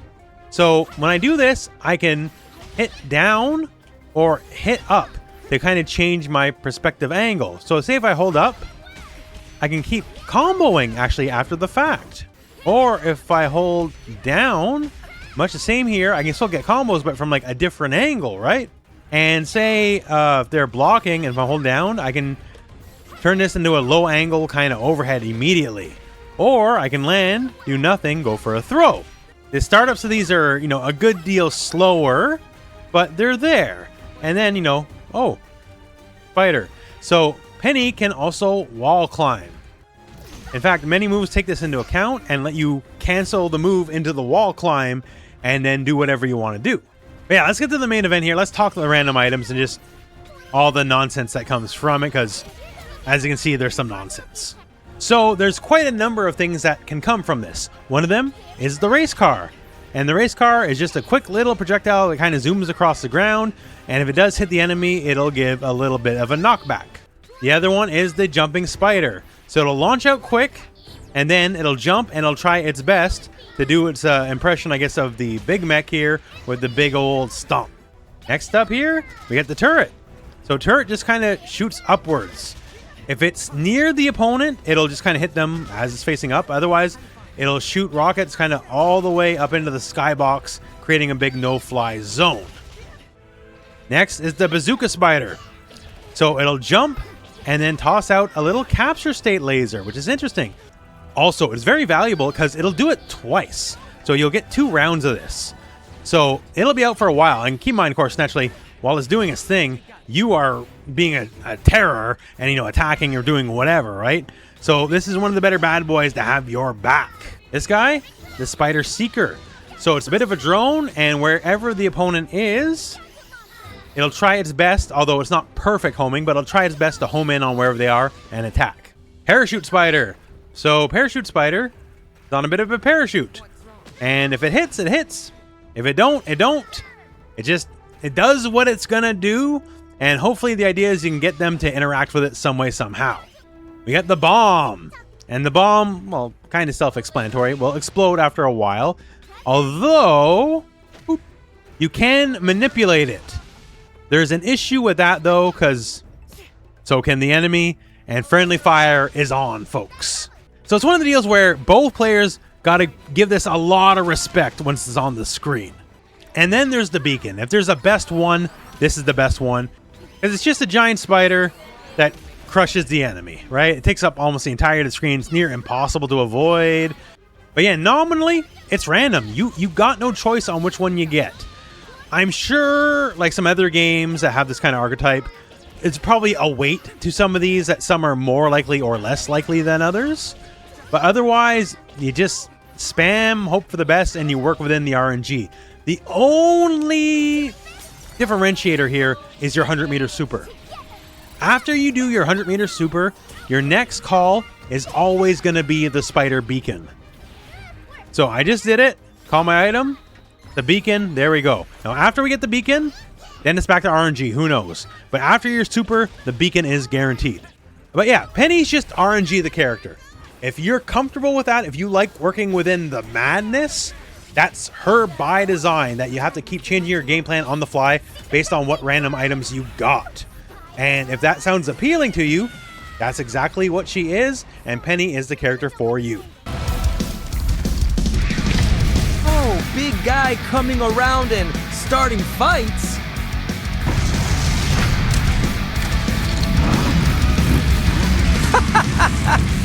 I call that a Friday night. Next up, the Ghost Rider. He's our limb zoner. Now, you probably know the term zoner, right? Oh, fight from far away. What's limb zoner? Well, limb zoner is fighting from basically your normals rather than projectiles. Basically no difference except for the really big bad difference. since my attacks are part of me, that also means, whoops, my chains can be hit, and I can be hit if it hits my chain, right? But other than that downside, yeah, I control the screen through use of the chain, and he's got a lot of long-range moves that use the chain, his various heavy moves, or even some of the mediums here, like his very long-range low sweep.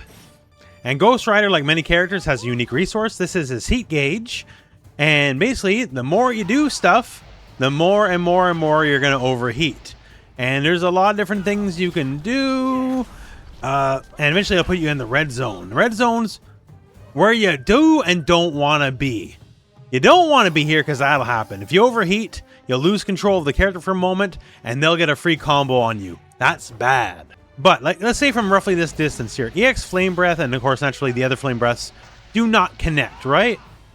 But as soon as we get into the red zone gives you unique versions of your special moves. Now, just like the light version does hit from that far away.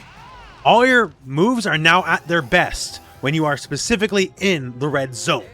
And zone 1 is kind of like your base level. When you're in level 2, everything you do just does just a little bit more damage. And then basically zone 3, the red zone, is where you just basically get free EX moves. In fact, you can't EX anymore. The moves you have are better than the EX versions, and they're free. So what do we got to work with? Well, we got the Flame Breath, right? So Flame Breath is a solid combo ender by itself. If we happen to be in the air, the enhanced version is quite excellent, as it causes a ground bounce you can follow up from. Also, it's a safe way to end block strings, as all the versions of Breath are barely negative on block, and they also create quite a bit of pushback, which is what you want because you have the longer range compared to pretty much every character in the game. Our quarterback series is the Flame Whip here. And so, Ghost Rider, depending on the button, will just have longer and longer range to attack with here. And here's the thing. By itself, base hit, okay, whatever, but it has 3 follow-ups. And one of them, given that he's meant to be, a keep-away character, is a little breaking with tradition because it's mix-up based. So before the last hit connects, you can cancel into forward and one of your attack buttons. Forward medium, that's low. And forward heavy, that's an overhead. So hit or on block doesn't really matter, but usually on block. If you block, you are now on a little bit of a 50-50 mix-up. And for either of these, as long as you got an assist on deck, that means you call your assist, and it hits, and you get a free combo. So they're both tricky in their own ways, and of course you want to call the assist anyways, just to keep it your turn if they do block, regardless. But yeah, so there's some mix-up here, but also, hit forward light, he'll dash cancel. Now, technically, you're negative, meaning they recover before you. But if they're worrying about overhead low, it's probably not the thing that they're going to mash buttons, because they mash buttons, you'll hit them out of it and you'll get a combo. But then now, all of a sudden, wait, what's this? My car ran you over. That's his command grab. So his command grab is you just holds you in place while his car runs you over. This version of Ghost Rider is car-based, not motorcycle-based, by the way. So now it's 3-way mix. Overhead, low, or do nothing, and either go for a regular throw or the command grab. And the command grab, too, like everything else, will, do more damage the higher level you are. Although, it's one of the ways you can do to lower your gauge.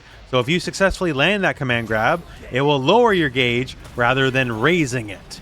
And that actually is where the trait comes in. So all of his various trait moves rapidly lower the gauge. And you're wondering, well, shouldn't I always want it lower? Well, yeah and no, right? It's actually pretty easy to dump the gauge. Trivial even, due to just how some of the attacks work. But you kind of want to be in level 2 or the red zone because you just do more damage / unlock new, better versions of your moves. Here's the regular version of, the Flame Whip, right? Here's the red zone version. Oh, yeah, okay, it's a lot more impressive, right? But we're in the red zone, so we might overheat. So you kind of want to ride the line. But if you want to play it safe, just standing unique will dump your gauge, whatever you got. Also, crouching unique as well will just kind of set everything on fire and wildly and very quickly dump out whatever heat you have. This also has an aerial version, which also dumps all your heat, which you can cancel into special moves. And besides the fact that he has a mix and command grab of all things, he's pretty straightforward. He just has much bigger range than the rest of the cast, and you kind of want to abuse it. Also, keep in mind, every time you hit, you can call an assist.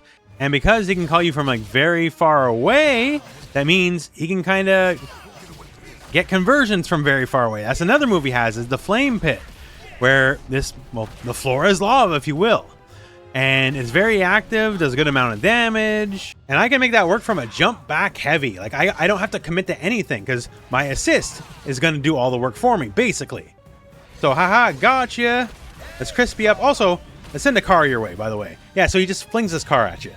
So for Ghost Rider, because the range is a big part of the character, your assists become much more tantamount as like brute force sledgehammers. Because it doesn't really matter what some specific assists are. If it works out, great. But just like the generic hit assist is one of the most useful things about it. Because every stray random hit can potentially turn into a combo. Also, if you're looking to gimmick people, he has a sweet spot range that's very abusable. That's his 100-meter super. So up close, it's just a regular old attack, right? But at the absolute tip range of the attack, it's actually a command grab. Like actually. So it doesn't work like Champion or Miss Marvel because it's a sweet spot at a very specific distance away, but so the opponent's going to do it to me from here, right? I'm blocking. Can't block it. Got grabbed. I'm going to hold up. I'm going to jump as soon as this happens. Okay, I'm holding up. Got. So if he can get you at this hyper-specific range, it's a command grab, and there's actually very little you can do about it. So you just gotta watch out. Like, you know, the other super command grabs is, you know, the usual fighting game logic. Well, if you're right beside me. But if he's right beside you, it's like just a strike. Like, you can just block that stuff. It's no big deal. But if you're at that hyper-specific range, where it actually will matter, then you just got grabbed. So watch out. So yeah, Ghost Rider, if you like, you know, more of a keep away style, frustrating your enemy, while also managing a unique resource in the heat gauge, which is real scary because to be the best, you're always kind of riding a fine line where if you mess up, you'll overheat and then you're going to get comboed. But if you can keep that line ridden, you know, ghost ride the line. I can't make a joke. I don't know. I'm tired. But like, if you can just keep that gauge at its maximum, you're going to get like free EX moves that are better than EX moves, and just like be the best version of yourself you can be. So if that sounds tantalizing, Ghost Rider's the character. I would love to say that that was a difficult fight.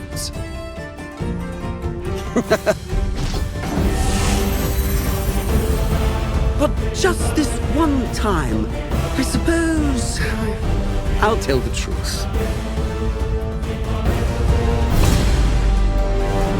Moving to Loki. So Loki's one of the trickiest characters in the game. And I know you're thinking, haha, tricky. Good. Like, no, not Trickster got joke. Like, legitimately tricky. Because he can do a lot of weird stuff that other characters cannot do. But on his base level, Loki is a zoner. And specifically would call him a trap zoner. Because part of his toolkit is he can lay the traps on the screen. And it's kind of pick your poison, because they last a long time, and if you run into them, you get frozen. And you might get a little frustrated and run into them, because dude's got projectiles like for days. He's got all sorts of zoning, so you might make a bad move or two, and then you might, you know, run into one of these lovely traps, and then like, well, whoopsie doodle, accidentally run trap. Gotcha, you know, like... It don't take much to accidentally make a mistake. Now, to note, his traps can be hit. So if you just poke them, they go away. But you gotta poke them, don't walk into them. So Loki's the kind of zoner where even a lot of his normals are zoning moves. Like, Stand Heavy has a very good range. Like, it hit from very, very far away. And then we have Forward Heavy, which is kind of the same idea, just literally will go full screen. And also launch the enemy, so... you know, you can kind of do that stuff. And in the air, Forward Heavy and Down Forward Heavy are just more gigantic ice traps. They just eat up a lot of real estate and can help the zoning game. But of course, we do have proper projectiles. Let's have a look at this. So just cortical forward, light, medium, or heavy. So this is light, kind of leaping forward quick. This is medium, slower, but freezes. And heavy, just an even bigger version of the light, basically. It knocks down.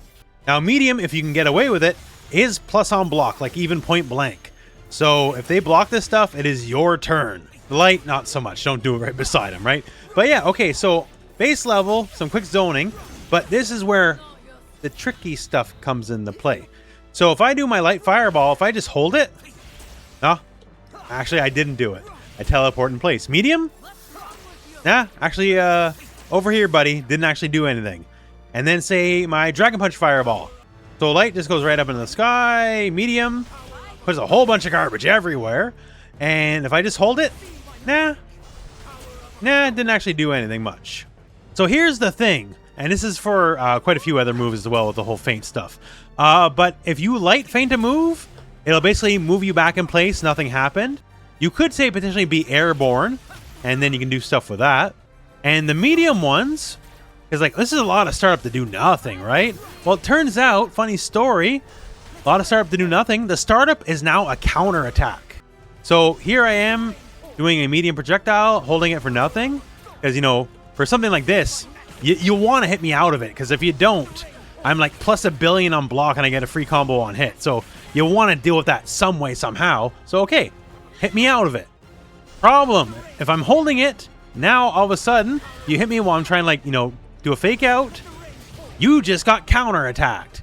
So now do you believe your lying eyes? Because am I holding it and doing nothing? Or am I about to dump, you know, all sorts of like really nasty projectiles all over the screen with my various medium projectiles, right? Which one's it gonna be? Because guess wrong, you might get frozen. Guess wrong the other way, get counterattacked. Much the same here, the Quarter Circle Back series, so Quarter Circle Back Light. Big old sword slash. And much the same here, medium is a sword slash, but it's a cross-up, auto cross-up. So you have to block this the other way. Also, really nasty. Even if you block this one the correct way, the cross-up, it's still Loki's turn. All these various medium attacks, even if you block them correctly, it's always going to be his turn. He just has plus frames. So they have slower startup. You theoretically could hit him out of it. You can see the startup, right, of these moves. So you want to hit him out of it. But if you try to hit him out of it, oh, looks like I can do it. All right.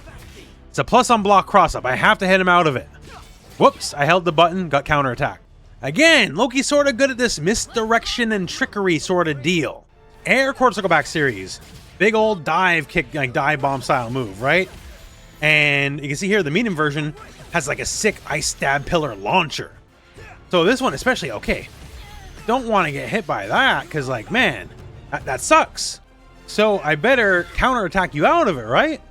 Funny story. If I hold the button, just like all the other ones, I can fake out, right? Light, I fake out, teleport the other way.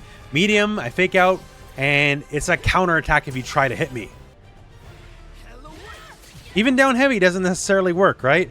So like the thing you would expect, don't work. So lots of tricky zoning, lots of weird plus on block projectiles that scream all over the screen. And is he even there to begin with, is the question. And when you do try to challenge some of my crazier moves, maybe that's exactly what I want to and turn it into a counterattack instead of the actual attack. And then, while all this is happening, worry about my lovely little plants I place all over the screen. Worry about, you know, my other zoning besides this zoning. His stand unique, by the way, is just awfully slow projectile. You can easily run behind, get out ahead of, will freeze you. And if you're frozen, then you're going for a ride. Basically, it's going to be a free combo. And then he's got the down series of moves. These are short-range teleports. So the initial part has a hit, and then he'll teleport forwards or backwards. And when you teleport, you're in the air, and you can cancel into any air special move. So teleport, air fireball. Or, like, depending on the button I press, different kind of fireballs, right? The medium version teleports you away. So at minimum, you don't like your block string, don't even do anything. Just teleport out. Just reset. You're the zoner. You benefit from being further away. and, you know, try to set up shop and just see what happens from there, right? Although the enhanced version just hits him, teleports to the other side, plus on block. So if you're in a block string, be like, nah, I just want it to be my turn. We'll figure it out from there, and let's try to get mixed. So Loki, you figure he'd be like a high-low mix-up style character, and no. He just has a bunch of like overwhelmingly powerful attacks that do too much, leave him tons of plus frames, so you have to attack him. Because like you can't just let this stuff happen. You have to attack him, but his fake out is if he holds it, there never was an attack, and now it's a counter attack for you daring to try to challenge the move. And add in, you know, the traditional like trap zoner kind of move set here. I think that's really, really interesting. Now we keep talking about 100-meter super. So like many characters, he gets a buff if he hits his 100-meter super. One, looks really cool, by the way. The style's really cool. But yeah, he busts out the fire sword, and that ain't for show. So the fire sword's like there now. So all of his sword-based attacks now use the fire sword. So does more damage, visually changes up, and just a nice little reminder, yeah, you hit your big move. So if you're looking for a more screen control / zoner style of character that definitely has a lot more flair than just shooting a bunch of lasers or rockets, Loki's that guy. Like, look at this Tokon assemble. Like, pardon the pun, but this is cold. That's sick. Like, I'm not necessarily a Loki fan myself, but game design wise, hit it out of the park. I'll give you this. At least you didn't run.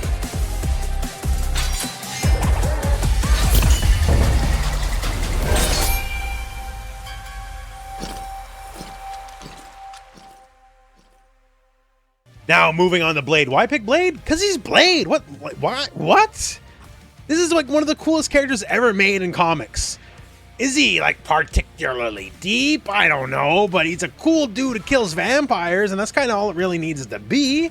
And in terms of the gameplay, they made him a fantastic all-rounder because he kind of has everything you need. Maybe not any one thing is overwhelming, but like, does he have sword normals? You better believe it. His stand heavy goes like half the screen, just about. Gigantic range, and you better believe that is special cancelable.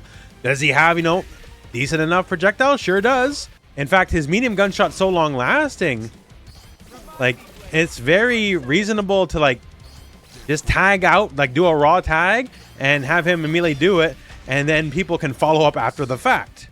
We have the uppercut, if you will, gigantic in range, does have anti-air invulnerability. We got the glaive. The glaive controls a ridiculous amount of space, especially because it just is so active. Like, once it's out there for a long time. And of course, naturally, if it connects, get combos. All sorts of cool slice and dice sword stuff. We got that. And then we got his unique. So his unique is Silver Stakes. So Silver Stakes does a couple things. One, you hit the button, wherever the opponent is, it'll track them. Although, if you want to like manually aim it, you can. And it's a little bit faster. But yeah, wherever they are, it'll teleport you to them, basically. Like, say we're going to use our uppercut. Okay, cool, but we knocked him too far away. How are we going to do anything? Well, we can just cancel right into our trait here, our unique button, and it'll teleport us to Doom here. And it's already really cool. Okay, we can kind of like finish our combo here. But what was that? That like cinematic stop for a moment. So if you hit someone with a stake on top of, you know, teleporting to them, you put a debuff on them. That debuff gives things new properties and new things to work with on top of new damage. So now, all of a sudden, that's a ground bounce. Okay. And now, because that bounce, we're getting an extended combo, doing some cool guy blade stuff. So again, just apply it, and then the next hit that can trigger that effect will trigger that effect. At minimum, you're always going to do more damage, maybe a new kind of tumble, like something like that. And keep in mind, just about every special move can go into the stakes, even like the gunshot. So from full screen, I guess, see, I got the gunshots, toss a stake out. All right, so got my gunshot. Oh, cool, it hit. Stake. You know what? Now I'm going to combo you, use that stake effect. And there we go. We got a combo from all the way over here off a gunshot. Because I canceled my gunshot into tossing a stake, and then I use that debuff from the stake to create a tumble effect, keep a longer combo going. One thing to note about that stake, yes, it always will teleport you to the enemy. Better make sure it hits though. It's actually not terribly safe on block. So if you just let it rock as is, you'll teleport into their face just in time for them to punch you in the face. So it can be tempting just to toss them out sort of like willy-nilly, but just keep in mind, you better make sure you hit first. All right, so we got guns. We got great ranges on the gun, by the way. Great aggressive angles on the air version. All sorts of cool samurai sword slash stuff. We even got a glaive, and again, the glaive eats up so much real estate, and if you can get them to block it, it generates a ridiculous amount of frame advantage, because while they're stuck in block stun, you can move. Like, you're good. So, you know, want to try to go for an overhead, try to go for a low, go nuts. It don't really matter. In fact, the Nether great candidate for you doing a raw tag. Blade's a great team player. Between his gunshots and the glaive, you can kind of just do stuff that's on the screen for you, the new character, to work with. He's got more cool guy stuff too, like back and trait is a counter attack. So the counter attack will apply that debuff, by the way, and basically it's just a way to protect himself in general. Be it an overhead, like off a jumping attack, or be it a low, it catches everything. Some moves that are counters or armor, like they might not get lows. This gets everything. The only weakness of this, Blade's a bit too rigid in his Bushido. He will only attack the side he's facing. So for whatever reason the opponent can get like behind him, he'll just attack in front. He won't switch sides. So just keep that in mind. It'll almost never come up, but just against cross-ups, if you're looking like to defend yourself against both sides, it'll trigger both sides, but only will attack the one side. And also, just to keep the party going here, his 100-meter super. So if it connects, it'll apply 2 stacks of the debuff from the stakes. So you don't even have to hit the stakes. It'll just keep 2 in a row. So your next 2 attacks that could trigger it will trigger it, making it very useful. Because again, like moves like its course will go back, the enhanced version, right? By itself, it's okay. But when you got that debuff live, and like all of a sudden that becomes a tumble, you can potentially get combos. And keep in mind, a lot of these special moves cancel into the stake. We already showed like the uppercut example, but it's just about everything. So keep that in mind, that this stuff is mad useful. So Blade's pretty straightforward. Just a good variety of attacks, great normals, great defensive options to work with, and he can extend a combo basically anytime, anywhere, thanks to his stakes. Blade's a character when you got certain thoughts about people ice skating uphill, and you want to teach them the lessons and errors of their ways. Blade's that dude, because he's cool dude that kills vampires with a cool sword. It's all he ever needed to be. How does he not have the new movie? I don't know. It should be the easiest layup in the world. I don't know. Blade's sick. Time to add insult to injury. How's this? Or this? What about this?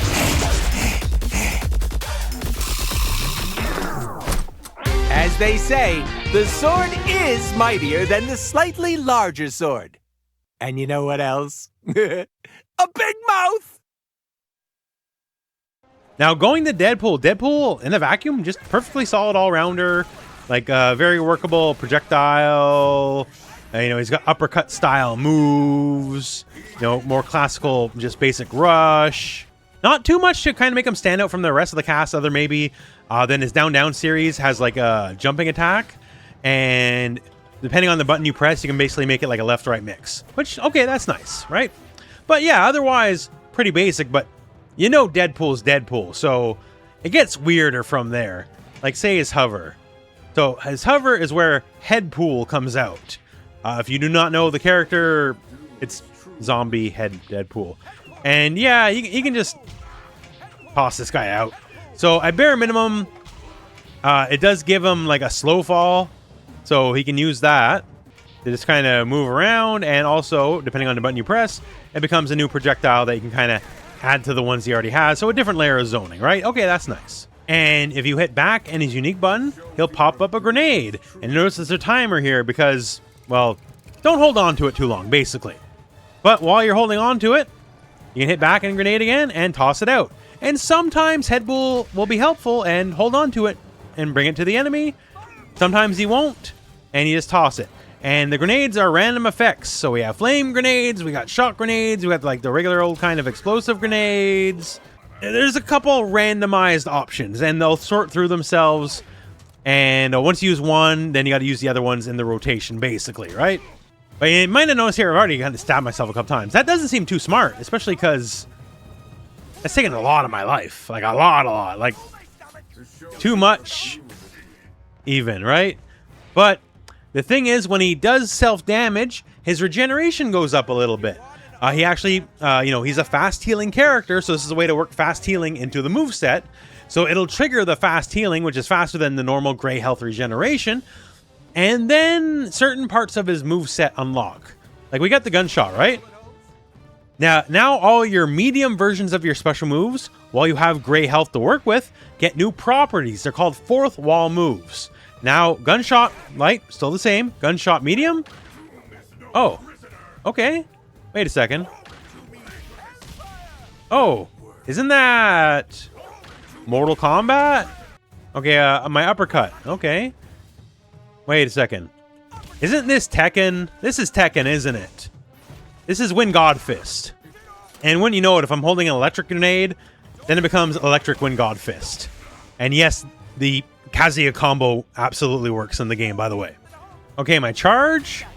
My course will go back if I hit medium. Oh, this is just Totsugeki. Like, literally. Like, this is just Totsugeki. So, yeah. Deadpool's stealing moves from other games. And the moves are different. Like, it's not just cosmetic, like a reskin or whatever. They do different things.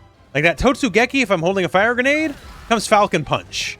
So all these moves, when you have the gray health, they will use some of your gray health permanently. So you will take permanent damage, not regenerable damage. So they're extra strong, and it literally costs you life to use them. And it comes in a lot of flavors. Like, hey, we showed that air gun shot before, right? You ever played Dragon Ball FighterZ? You enjoy that Vegeta assist? Well, that's what Random Bullshit Go is. I normally don't swear here on the channel, but the move is literally called Random Bullshit Go. Air uppercut? That's foot dive. And yes, you better believe it. Foot dive absolutely is a thing. Like, some of the stuff he has is a taunt. This is Jacko's pose, right?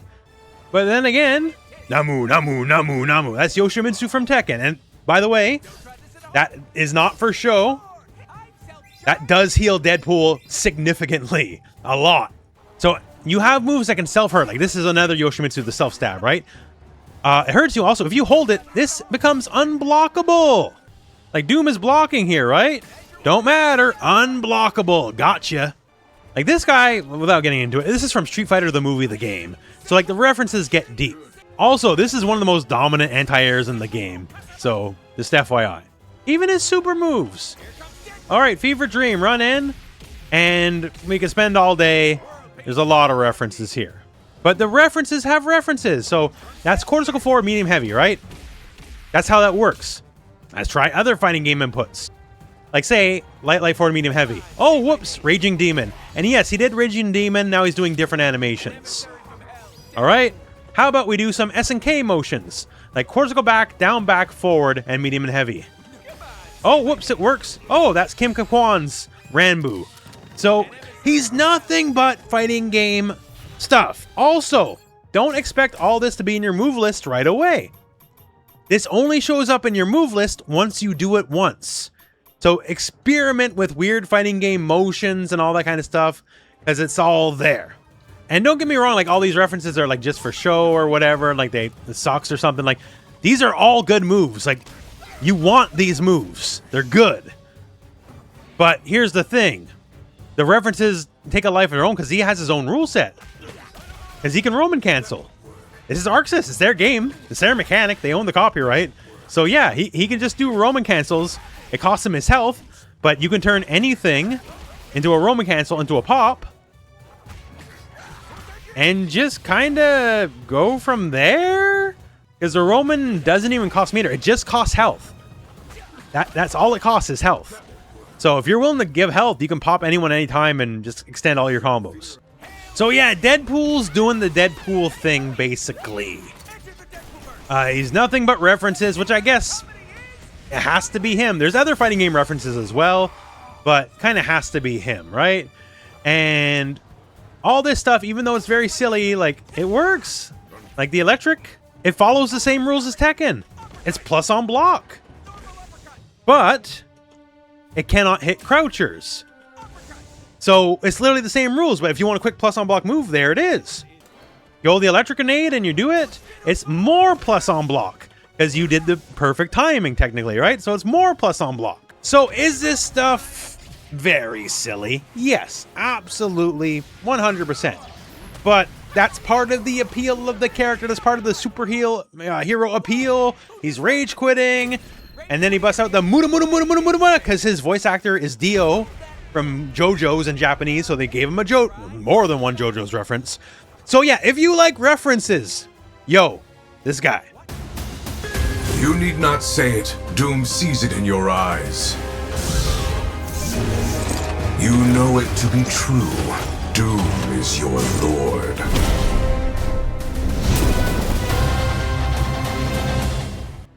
Now the Doctor is in. Doctor Doom has one of the more unique movesets of the game. He pays for it in a pretty big way, though, in that he's slow and weird. Like, his movement, he doesn't have a traditional run, to the point where if you try to throw people, like normally you try to throw someone, like you run in and throw them, right? He has to walk in and throw you because he has no run.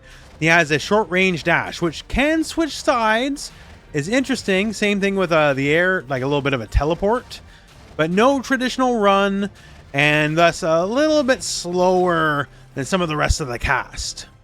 But he makes up for it with one of the biggest toolboxes in the game. So when it comes to like a basic ranged attack suite, he's got beams, they're quick, they control a lot of the screen, they control a lot of angles. That's great. Also with his 50-meter super, it goes full screen.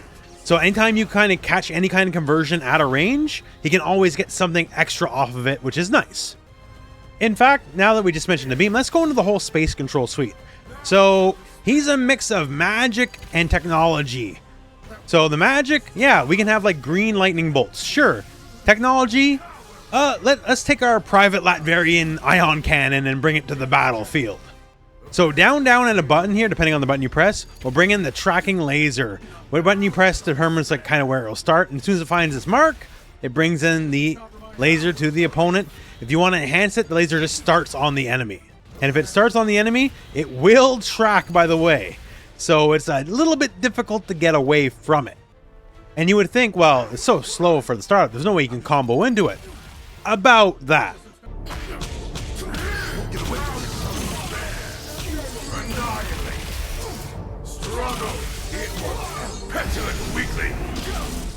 So the thing about doing combos, right? Doom does what combos Doom pleases to do. So if he wants to combo into a slow, like, satellite beam, he's going to combo into a slow satellite beam, and you can't really do anything to stop him. Because his toolbox is just that crazy. Also, you might notice that little shield there. That guy does a lot of work. This is his unique. And it's got to be one of the better uniques in the game. So at minimum, nice and slow, I can kind of like go behind it. I can do it, shoot my lasers, all that kind of stuff. Sure. Also, it destroys projectiles, or rather, it kind of nullifies projectiles.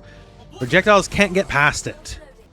It's so good, even enhanced moves don't beat it. Like, they're spending meter, and they're still losing to the shield. That's crazy. So when it comes to, like, locking down the neutral against fireballs, almost no character can realistically get their projectile plan off the ground against Doom, because he locks this stuff down, because even the metered versions of your specials, which beat other specials normally, won't beat his. And you can hold it, and then it's slower, it does multiple hits. You can also aim it. So I can hit forward and it'll come out the other way. And don't worry, it'll still stop everything the other way. It's just like, which angle are you going to lock down? And I can hold it for a bigger, slower version that'll also do multiple hits if it hits the enemy. If you can get someone to block like the charge versions, you're plus 1 billion. You have so much advantage. And it just leads to like total lockdown.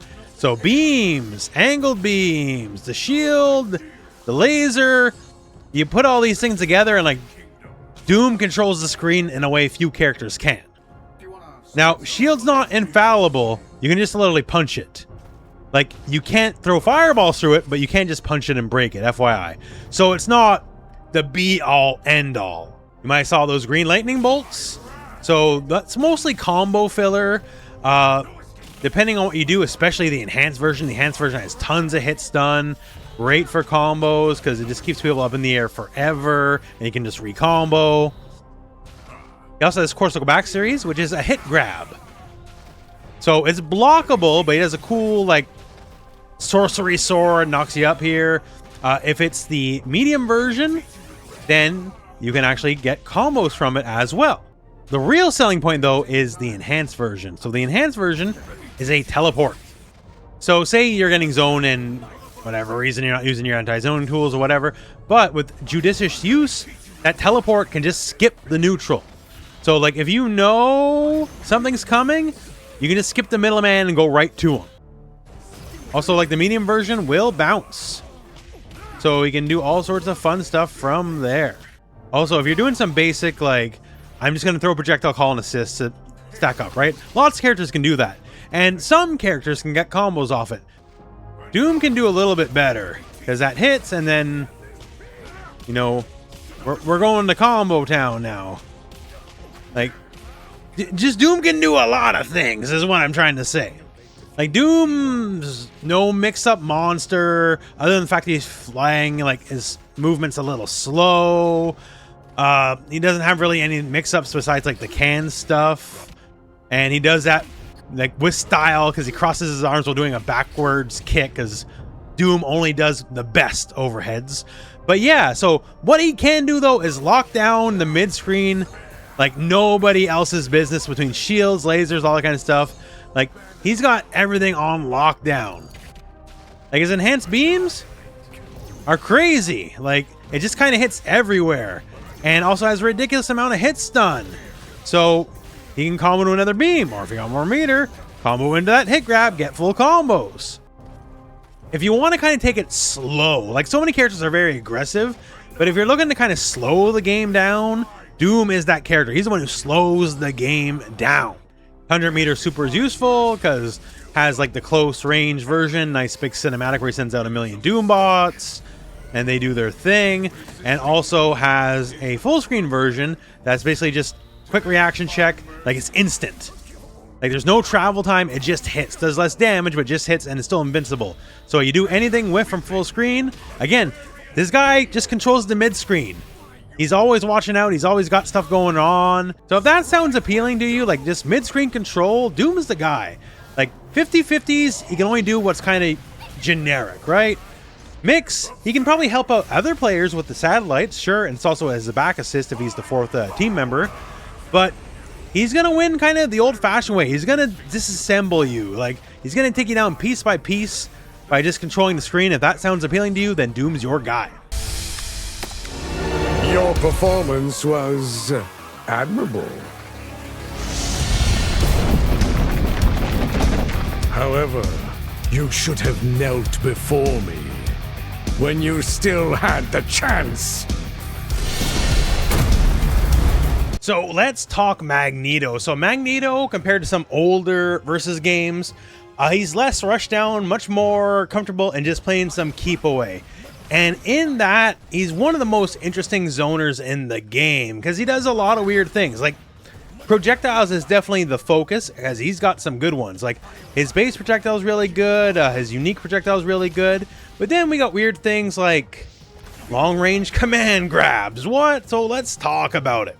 So old Magneto, he's got some mobility. He can do the 8-way air dash, although unlike some other games, he can't attack directly out of it, FYI. He does have flight, if you're looking for some flight. But yeah, the zoning's the name of the game, and his is very different for a couple reasons. So for this, I got to turn on damage, because he's a character that can hold his projectiles and do more damage. So he just literally has more damaging projectiles than some of the rest of the cast.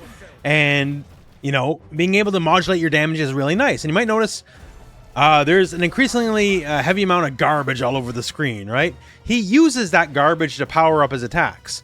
And one of them is that basic projectile. He can make it basically a shield around him. And is very strong in counter-zoning wars. He's actually one of the best counter-zoners in the game, because while you're trying to shoot projectiles at him, if he holds his projectile with trash on the screen, that trash is, for lack of a more elegant term, a garbage shield. And when you're trying to zone him, he can just tank it and just immediately zone you back. So, and just like a raw zoning war, he's gonna win most of the time.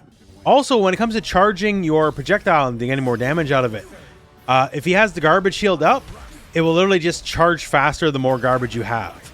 So it's nice just to get more damage that way. On top of that, that's just the light version of projectile. The medium version is a very aggressive upwards angle. They are air okay, so we can cover just a gigantic amount of the screen. You can already see how just this by itself is a problem. Now add is unique to that. So the unique is another kind of projectile that adds more garbage to the screen. So every time it hits, garbage is added, as you can see here, and then you can fling that garbage at the opponent. But something's a little different. What happened there? So his unique magnetizes you. And when you're magnetized, instead of the garbage going around me, the garbage goes around you.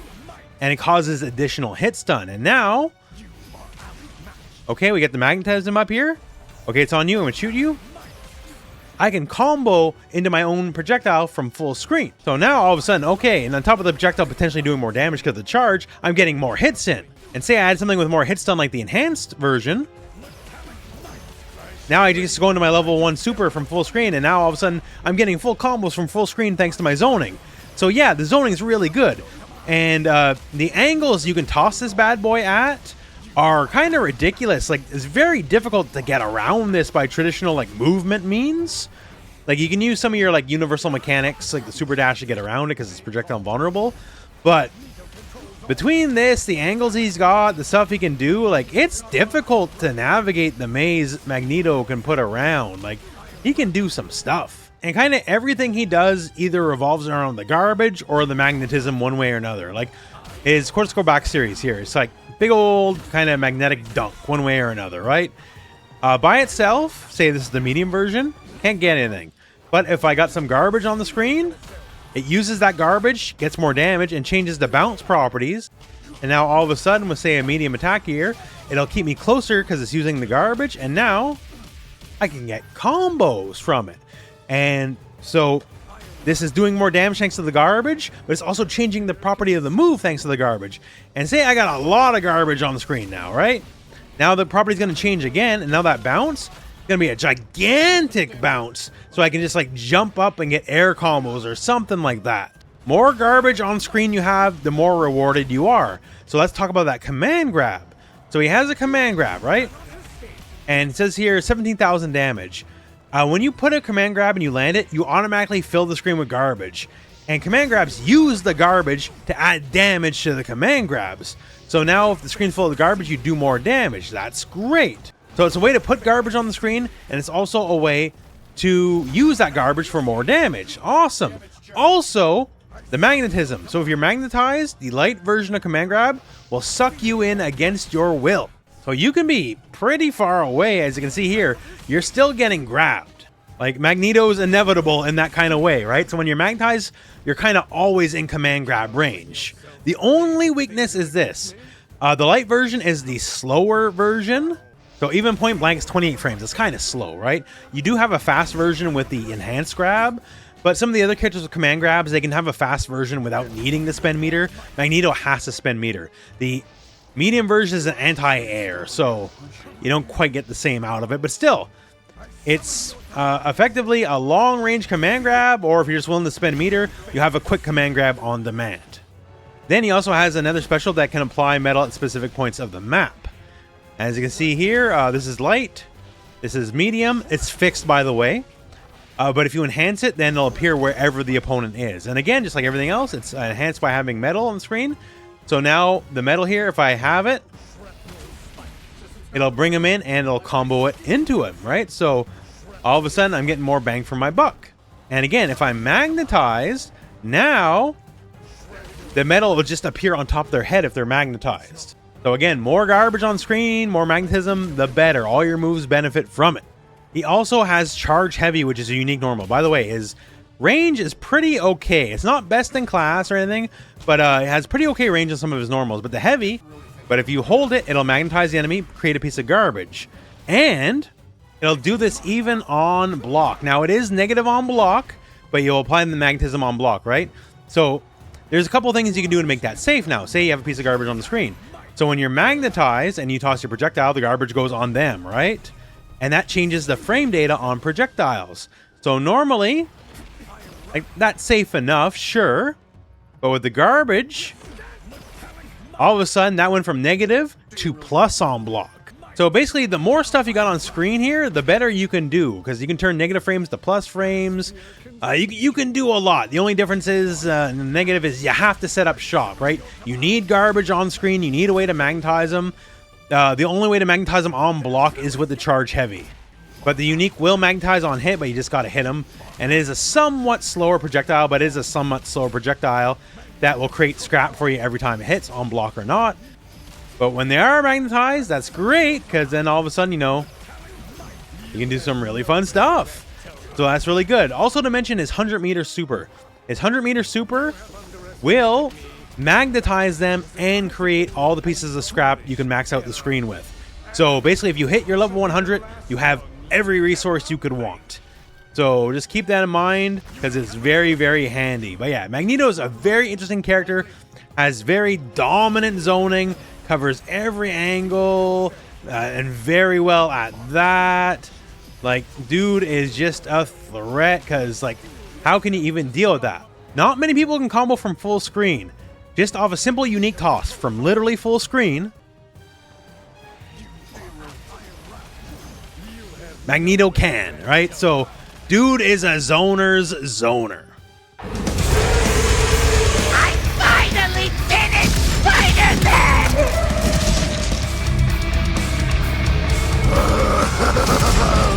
Venom is gonna be so jealous! Moving on to Carnage. Carnage is a really weird grab bag of a lot of different abilities. So he has some of the best range in the game. That's great. But he also has like a lot of plus frames. But he also can have super armor. But he also rewards precision with a sweet spot mechanic. Like, he's kind of got everything going everywhere. But you know what? With our old Cletus being a little bit everywhere, it's kind of on brand, I suppose. So one thing, just talk about a weakness of him, because he kind of does a little bit of everything. His run really sucks, because he has like a momentum buildup. So he's kind of like slipping on ice for the first bit. So compared to like a lot of the rest of the cast that just run out of the gate, Carnage has a little bit of a slower startup, but that's not the end of the world. So yeah, let's talk about some of the defining parts of the character. So the range is definitely one of the big ones here. Like, just some of his base specials you might notice here. Yo, he hits you from very far away. Like, this is the medium version of Corsical Forward special, and it is literally a full screen move. From corner to corner, it will connect. And the light version is a little further away. And you notice the screen shake there for a second? So this has a sweet spot mechanic. So if you hit at the absolute tip of the move, you will do more damage. So notice here, 5,000. At the tip, 9,000. So if you hit that sweet spot here, 10,000 for this, but up close, 5,000. So you want to aim correctly. So on this, you want some precision. But that's hardly the only long range he has. So he has the Corsical Forward series, and like, again, the range on this is amazing. The enhanced, by the way, just kind of like brings you in, so you can just kind of do whatever combos. But his unique button, it's another long range move, and this also applies his debuff state. So this is a unique debuff only for him, and it's great. But yeah, so just stand unique. Again, gigantic range. Will combo into that longer range moves, by the way. And you also have a down version, which is a low. You have an aerial version, which has a very, very aggressive angle. And you might notice here, just kind of that debuff on the opponent. Unique for a lot of reasons. One, it will apply on block. Like, it doesn't matter if they block. If it just connects, it applies. Two, once it's live, getting hit does not get rid of the debuff. Like, that's kind of fighting game logic. If you hit me, I lose the debuff. it is on the whole time. In fact, once I hit you, as long as I keep hitting you, it goes up longer and longer and longer. It's that little bar here at the bottom. So it just stays on the entire time. And what does it do exactly, this debuff? For one, it adds damage to all your heavy attacks. So you can see here 10,500, but normally 10,000. So it's not a lot, but it's there. But a bigger one is it makes all of his heavy normals do chip damage. So normally here, nothing. And Carnage is blessed that he can hold a lot of his heavies. So they'll just do more hits and all that kind of stuff. Once that debuff is live, all of a sudden they do chip damage. And you can see here, it's not exactly small either. That's really, really good, in fact. So he can just start drilling away at your life while this is live. And again, the more he hits you, the more it builds up. So the more you let him do this, the longer he is going to do this. So this will kind of just keep building into itself. Okay, so heavies do more damage, they do chip damage. That's nice. Also, it makes special moves have additional follow-ups. So they make your specials do more damage as well. Also, it changes the frame data on a lot of moves. So this is medium overhead, right? It's negative 15 on block. So that's not great, but if they block it while the parasite's live, now because it does the follow-up attack because of the parasite, changes the frame data, now it's negative 12 on block. That might be the difference between a punish or not. So at this point, one thing I gotta sell you on. Okay, like more damage, more frame data, more everything, sure. But there's one more, and it's the biggest one of all. While it's up, at any point, if you hit an opponent with a special move, you can hit your unique button again and detonate it. And detonating it pops them, launches them, does something, does more damage at a minimum. Like say I hit you with my unique button here into my stab. Okay. And then I can hit you with the unique button in the stab and detonate it. Oh, I just brought you in. And then from there, you can kind of logic it out. I'm going to get some kind of combo on you, right? And now I'm comboing you from full screen. And it's the same with everything, right? That overhead. Okay, it's a bounce away. I can hit them, detonate it. Now they're closer. Every special move has some kind of detonate with this move up here. So you can change knockdowns, change prop, you can change everything. The knockdown works that way. Also, you can do it on block. So remember how we talked about that big old axe, right? So if the parasite up, it gets safer on block. That's lovely. Now we can change it to safer on block, detonate it. Now it's barely negative at all. So normally, negative 15. On block with the parasite, negative 12. If we detonate the parasite, now it's negative 4. My long range poke, same, really bad at spacing it. Negative 9, don't want that, right? But now, okay, negative 7, but how about plus on block? How about plus? And again, we got the range advantage with Carnage. Like, we can use those plus frames to poke people out. Like, we can do stuff with that, right? So, the name of the game is applying the debuff and going from there and abusing your incredible long range. So now that's just kind of how one of his mechanics. Like, he's got a lot of stuff. Like, he has Corsical back series, kind of generic charge special. Like, hit the opponent, rush him down, sure. The idea is once you have this applied, you can detonate it, then changes it to a sliding knockdown.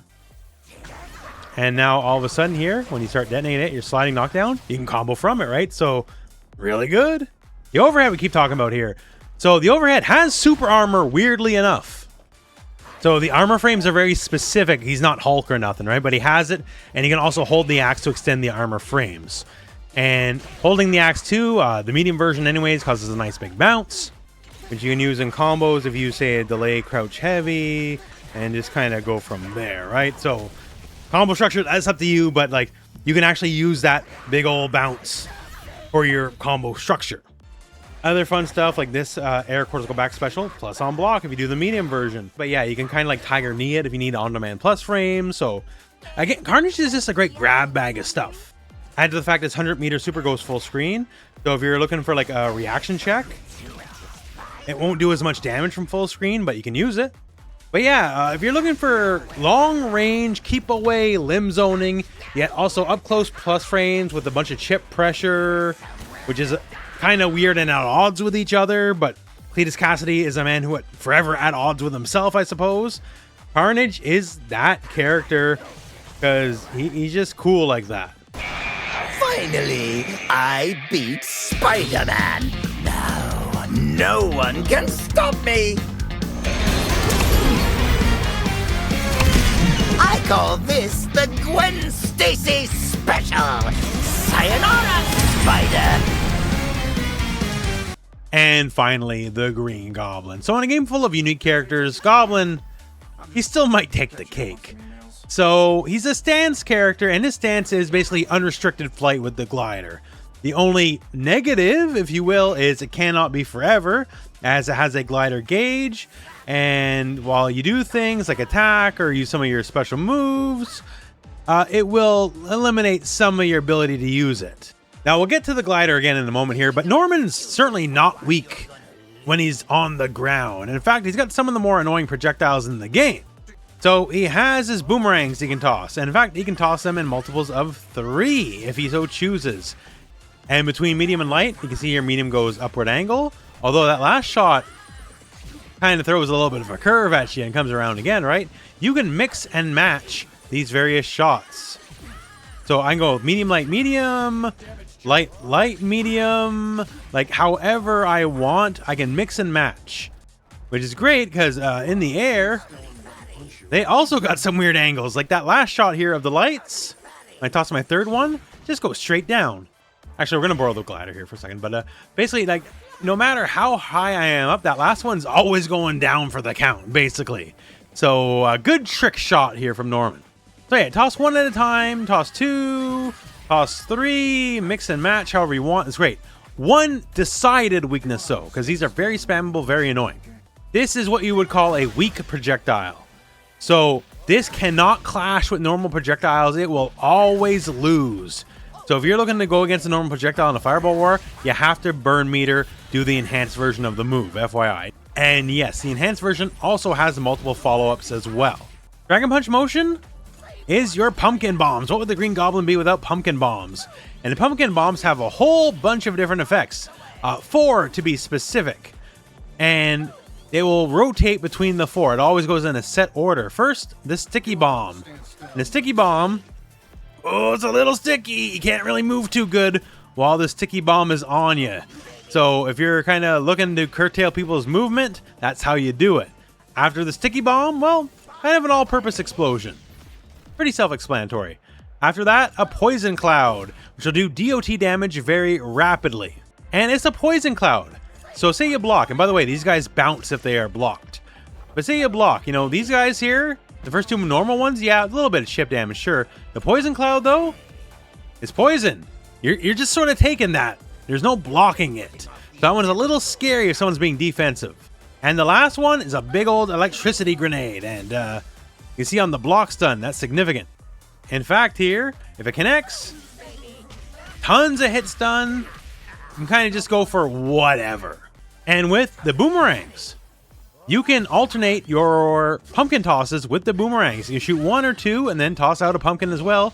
So if you want to kind of have some alternate zoning, like you can really just keep the rhythm erratic with this. And again, that's sort of 101 for Norman because he's an odd duck.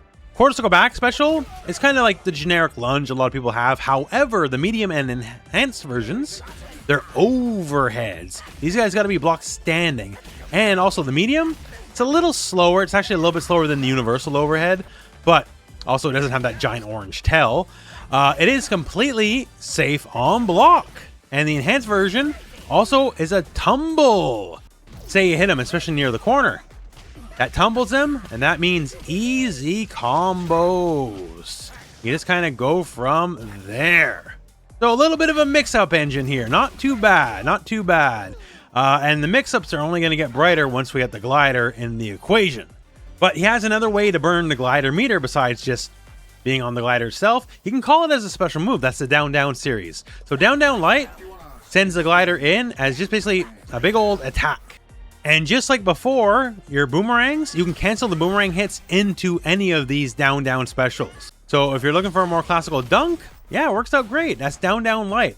Down-down medium sends the glider in and sends it back out. Ooh, wait, what? So you might remember from that first Spider-Man movie, old Norman, he ain't so good about the glider coming back on the return access, right? So for that, you kind of got to duck it on the way back. But it leaves you with a projectile that leaves, comes back. But while it's out, your zoning doesn't got to stop. You can toss all manner of projectiles and then duck right before it comes in. But yeah, it just keeps another threat on the battlefield because it's coming back eventually. So you can toss some other nonsense out while waiting for its return. Cause it's only a split second, right? But it's enough to set up shop. So light, medium, heavy's the most impressive. The enhanced version, this is some nonsense. This is so active. Like, I can keep moving around all I want while this is going on here. It's just a giant sweep that controls a monstrous part of the screen. There's kind of no getting around it, really. And thus, it's a prime example for you to use your tags and have it help out whoever you tag in. But do it bare minimum. They block. Okay, guess overhead or low immediately if you're blocking. You're kind of stuck here. I'm going to force you to block one of these, you know, either crouch medium or the overhead, like something. I'm basically, if you block this, I get a 50-50 at minimum. And if you tag into it with a character who has good 50-50s, all the better yet. But yeah, now let's talk everything about the glider. So the glider, how do we get into it? For one, if you just want to get into it, just back unique. Anywhere on screen, you would basically just kind of backflip into it. If you just hit unique by self, he'll do a kick. And that kick will launch the opponent, and you can kind of do whatever you want from there. Or you can do forward kick. And forward kick's a little unique, because like one, he does like a big old Kung Fu legend kick, right? That's cool, and kind of the same deal. He'll hit, and from there, you can like kind of hit him, you know, do all the stuff you're going to do. The difference is on block. This one is actually very slightly advantage on block. So if they block this one and you both mash buttons right away, you as the Green Goblin kind of win. And then, you know, get whatever damage you're going to get from there. There's a weakness to this, so down heavy. Because technically you're airborne, so you're in the glider, so down heavy, if they know this is the scenario, down heavy will beat this every time. But there's counterplay to the counterplay. So when he's on the glider, if you hit heavy in a direction, it's like a big old attack. It's just any direction other than just raw up or raw down is an attack. But notice raw up here says invincible. Like he's doing some sick Tony Hawk stuff here on his glider, right? That's invincible. So in this scenario where they know what's up and they can down heavy that plus on block scenario, you can do this, immediately escape upwards, which is invincible, then go straight down. And you can make a punish in this scenario. So the timing's really strict, but it is doable. It's a super called shot. I got to know that you got to know that I got to know kind of deal, right? Because otherwise, just mash the plus frames. But it's there. Also, while you're on the glider, that light is a true overhead, by the way. So you always got to worry about the 50-50. Because he actually has a low from this. Remember I mentioned how you can go straight up or straight down? So if you go straight down, like, okay, say I'm above you for whatever reason, straight down, I can mash that into the overhead. Like, just go straight down, right into the overhead. But if I hold down and heavy, straight down becomes an actual low. Like, notice how Iron Man's going to block this. Blocks that first hit low. So anytime, like, I'm above you and descending on you, it's immediately guess overhead or immediately guess lows. And from the low, I can go into a super, or I can call assist, and they can, like, you know, extend the combo. Sure, like, that works out. So there's already inherent mix there. And of course, like, let's just talk about the, like, what are we doing when we're gliding? How about shooting hell of rockets? So he has a heat-seeking rocket that will track the enemy. How do you do that? Just hit medium. Not even a special move. It just sort of does its thing. It's really cool like that. Also, if you're moving and hit medium, he'll instead do some finger lasers. And finger lasers, by the way, will combo into the rocket. Or throw some boomerangs. You can throw boomerangs. You can throw pumpkin bombs. Like, just with the weird angles you can control, you can just be really annoying about it. You can do all the special moves. Like, if you want to send it out to attack, like, you know, you could do on the ground, absolutely. If you want to send in, like, the dive bomber, absolutely. And of course, we can combo, like, into and out of it. Like a basic example here, but hit unique. I combo into it, launches them. So I'll combo into it, go up a little bit, boom, boom, boom, jump off, and I drop the combo. But you get the idea, right? At some point, you're probably going to have to jump off, because when you're hitting people, the bar drains quick, especially when you're doing the heavy. The heavy is the charge. It's like an omnidirectional dash. Again, any direction other than straight up and straight down is an attack. And you can like go from one direction to another direction very easily. But there's a lot of ways to do this. There's a lot of ways to combo into stuff. Like, however you get there is how you get there. Be it, you know, a sneaky plus on block flying kick, or just doing it naturally, or just calling it raw and just tossing out some nonsense and just seeing what happens, because the angles you can get in are unlike anything else in the game. Also, if you're feeling down in your luck and you're out of your glider gauge, if you land your 100-meter super, it'll immediately refill it.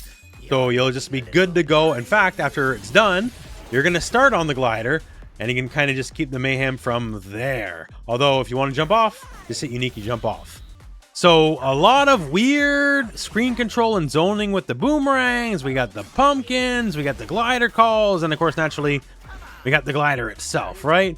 So Norman is different. His skill cap's probably going to be a lot higher. The amount of stuff to discover with him is probably going to be really cool as the game evolves over the years. I'm looking forward to seeing how it's all going to plan out, because Stan's characters are tricky.